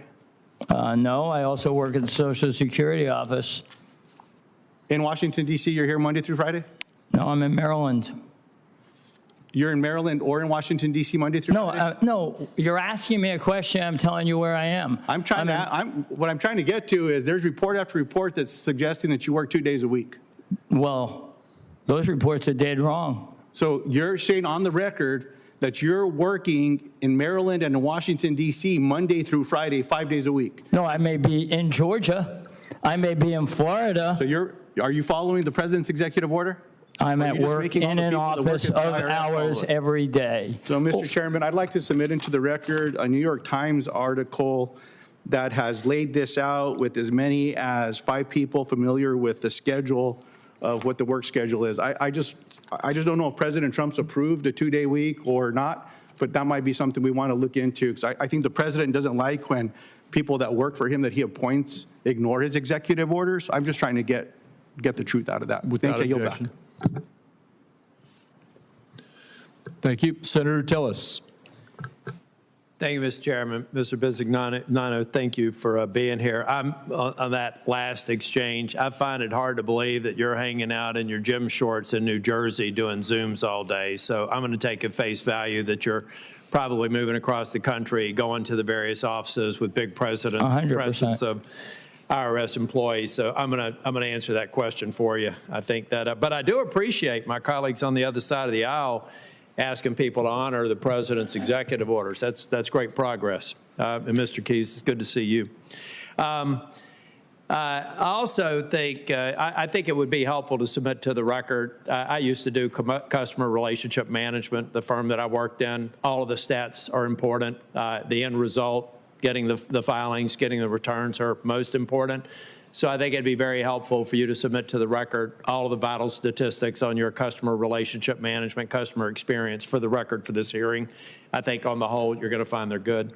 I'm also glad that the free file system has come down. What I'm curious about is whether or not we're going back. I was against free file from the beginning. I felt like we should be working with people in the private sector who have free file systems to incent that, because that eliminates an infrastructure need. All the other things that the IRS should have never gotten into. So I'd like to get some reports on what the stranded cost was and how you're ramping that down. No need to, I know you've had a long hearing, no need for details today. Also wanted to mention to Senator Warnock's comments. I'm not sure, he wasn't in the Senate at the time, but I was kind of curious when Lois Lerner and the IRS had keywords like Tea Party, Patriots, 912 Project, clearly targeting. Hopefully they can memorialize for the record that that was inappropriate targeting, because that was blatant and happened under the watch of some of the people on this committee who were serving at the time. I wanted to talk with you, and by the way, I think one of the reasons why we may have more calls is people figuring out how they're able to take advantage of some of the jobs and tax cuts provisions that were implemented last year. There are some new provisions. My guess is, I know some of the implementation's been delayed, so they're going to have to refile to get the benefit of some of them. I think that's a legitimate reason to have more calls and to have customer service telling people how they're going to save more money as a result of congressional actions last year. There's a good reason sometimes for people to call the IRS. And I also want to thank a number of the people in the IRS that my office works with every day. They do extraordinary casework, and we get great feedback from them. I have personally called some of the staff and some of your regional offices to thank them for the extraordinary work they're doing, and I appreciate that work. I had 2 things I want to talk to you about from a business perspective. One is some of the efficiency cuts, whether it be DOGE or decisions that you all have made. Not for you to respond now, but I'd like to get details on reductions that are sustainable that we should be looking at in terms of booking as a savings. Around here, we've got to go back to the administration and find where we can actually identify savings and funding. And I think that that's one area for all agencies. I'm asking, where can we save? Where are we getting sustainable savings that are bookable savings? Going back to the business world that you and I used to live in, it's got to be there. If it's not a savings unless you book it. It's aspirational up to that point. Let's start talking about some of the good sustainable savings. And I'd like to get a report back maybe for the record, or you can submit to my office. And then finally, the tax gap. You know, to me, it was always the fake pay for. Everybody comes here and they say, well, if we just get more agents or more people, then we're going to pay for this other program through the tax gap. It's almost about as bogus as using the employee retention tax credit as a pay for, which I've been pretty consistent on. But I would like, if we could, to set up a meeting, actually similar to a meeting that we had with Senator Crapo and the ranking member before, on what should we really expect out of the tax gap. I think what you're going to find out is a third of the tax gap is really good tax policy from tax advisors. It's not recoverable because it's legal. The middle one is probably the one that we can get back. The lower third, it's not worth going after because it's relatively low wage earners. That's at least my mental construct. I'd like to meet with you and maybe get the update. I did get one from the IRS commissioner so that we can be realistic about what we can possibly draw down. I call it the addressable tax cap. Yep. Good. So, well, thank you for your time. I want to finish on time. Thank you. Thank you. Thank you, Senator Tillis. And Senator Wyden would like to ask. Oh, wait, Senator Marshall came in. Yes, Senator Marshall. Okay, well, thank you, Chairman, and welcome, Commissioner. Good to see you. I just want to stop and say thank you. You have a great American story, and I hope folks back home are listening. A kid from Brooklyn, New York, is that what I remember? Yes, sir. And you end up in Baldwin City, Kansas, the Baker University, an All-American varsity athlete, end up at the as a financial guru. You know, it's just that a kid from a small town college can be just as successful. And it's not lost upon me that this is a service that you're doing. Much like going to the military, what you're doing now is giving back to this country and bringing your expertise. I'm grateful for it, and there's many Americans that are grateful for it as well. I'd like to start with, it's tax day. This is a day that most Americans dread. In my research, I found out that maybe 60% of Americans typically get some type of a refund. But this year, I think the number is going to be over 70%. And it is significant numbers. The numbers I'm seeing are $2,000 to $4,000. Hardworking families, probably that $2,000 refund is probably closer. And sure, people making over $400,000, they're going to get that bigger refund. But what I'm impressed with is your attention to detail and specifically operational and technical expertise. Can you briefly speak to what you're doing to improve things, and what measures are you using to say, indeed, we are operationally improving and our technical process is improving as well? Yeah, I think, first of all, I think one of the most impressive stats we have is 500 million visits and queries to irs.gov, which is a 60% improvement. Now, that didn't just happen because people woke up and thought they should use the system more. It happened because we built way more capability for them to use. And that changed the amount of phone calls we actually got. We actually got less phone calls than last year. While that happened, I think, you know, the idea that we were able to raise electronic filing even by a full 1% from 97 to over 98%. And I think, you know, I hear people want to dismiss the item or they have some report of something other than reality. The fact that over 90% of people are getting refunds in 21 days or less is unheard of.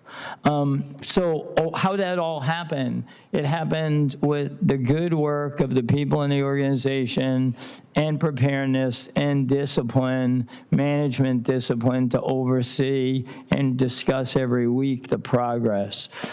So I think the idea of being a digital-first agency is appropriate. I think that's what how the American public, they want to be met where they want to be met. If it's in the Taxpayer Service Center, if it's in on the phones, or if it's on the web. You know, if I could just kind of go that, meeting people where they are. My staff back home is very supportive of VITA, Volunteer Income Tax Assistance. I know the folks from K-State Extension are helping people with their taxes, probably why more of those are going forward, and hope that you continue to support those. I kind of got a one-off thing, a 45Z issue with Dodge City, Kansas, and an anaerobic lagoon. I'm going to submit that question and ask you all to get back with us on that. I did want to, just brag that we led this no tax on overtime wages. I grew up a family that worked by the hour, and just was so frustrated in my years when I was working overtime, trying to get myself through school, getting high taxes on that. I think it's the most successful of all the no tax on overtime. 23 million people. Any comments on that one? Yeah, I mean, I think, and I've heard it from people. I say maybe the most interesting thing is people want to work overtime now more than they did. Yeah. Thank goodness. So business owners are benefiting from it. The people are benefiting from it. Over 25 million filers, and I'd say they're getting a deduction of $3,100, a little over $3,100 each. I mean, that's real money. You guys have done a fabulous job, and thanks for implementing it. The last one I'll tee up for you is I was trying to review the numbers of IRS employees, and maybe in 2019 I'm seeing 78,000. It ballooned to 103,000 under the previous administration. I'm not sure where those numbers are now, but more importantly, give you a sense to brag. I feel like you're getting more done with less people. Yeah, I mean, I'm a deep believer in Parkinson's law, and I think that technology is a great enabler. We have to get the benefit of everything we implemented. And I think we have a highly motivated staff. I think we have a highly motivated staff who's done a great job. Congratulations. Thank you. Good to see you. Thank you, Senator Marshall. And Mr. Bisignano, Senator Wyden has one more question, and then we will conclude the hearing. Mr. Bisignano, today, of course, is tax day, and we're wrapping it up with hard evidence of how you and the Trump administration are making this day needlessly painful, particularly for working Americans. They're wondering this morning why they have to pay hundreds of dollars to big tax prep companies when filing returns ought to be free. And the fact is, millions and millions of people around the world get to do just that. And this is another example, in my view, of Donald Trump doing more to make life more expensive for working Americans. And I know that you're going to come back with saying, well, 2 million people are being helped with what we're doing. The reality is, from independent experts, 100 million could benefit from direct file. So I just like something that's not bobbing and weaving, or as in the case of Senator Whitehouse and Senator Hassan, I had to correct what was just an untruth.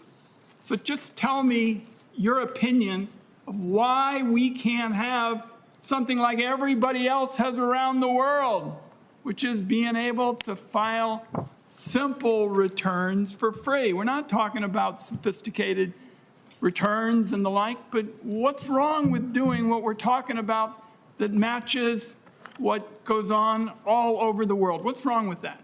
Well, it's not. There's nothing wrong with it. Well, and those options exist. Free file. Why don't you do it? Free file exists. No, they still aren't getting the same thing that they're getting with direct file, and the big firms are getting the benefits. They get the chance to get all the visibility and all the attention. That's why the rest of the world wants to directly help working families. And I'm just, maybe you want to send it in writing, but that's what I came here for today more than anything else, because that strikes me as something that's just common sense. It's not blue and red, it's just common sense. Mr. Chairman, I don't think I'm getting an answer to this either. I yield my time. Well, thank you. I think I have some information I can share with you. I'll do so after the hearing, Senator Wyden. Well, let's start talking about how working families all over the world are getting what we have been pursuing. And I've been at this for years Mr. Bisignano, for years, and it was always bipartisan. And then along came Donald Trump, who made it partisan.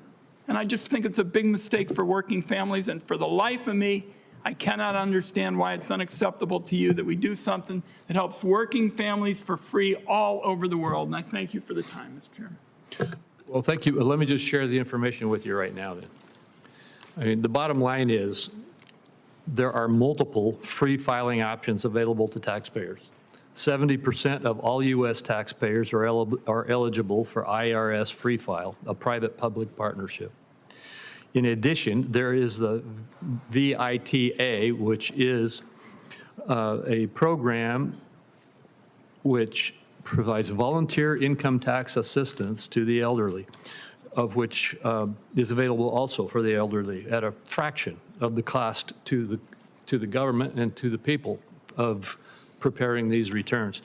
2.1 million people are using these private-public partnerships. That is a fraction, I would say, to the chairman of the people who ought to have the opportunity to get direct file. Well, let me just tell you the number, okay? The number who did use the direct file system when it was being implemented by the IRS was 296,531 people.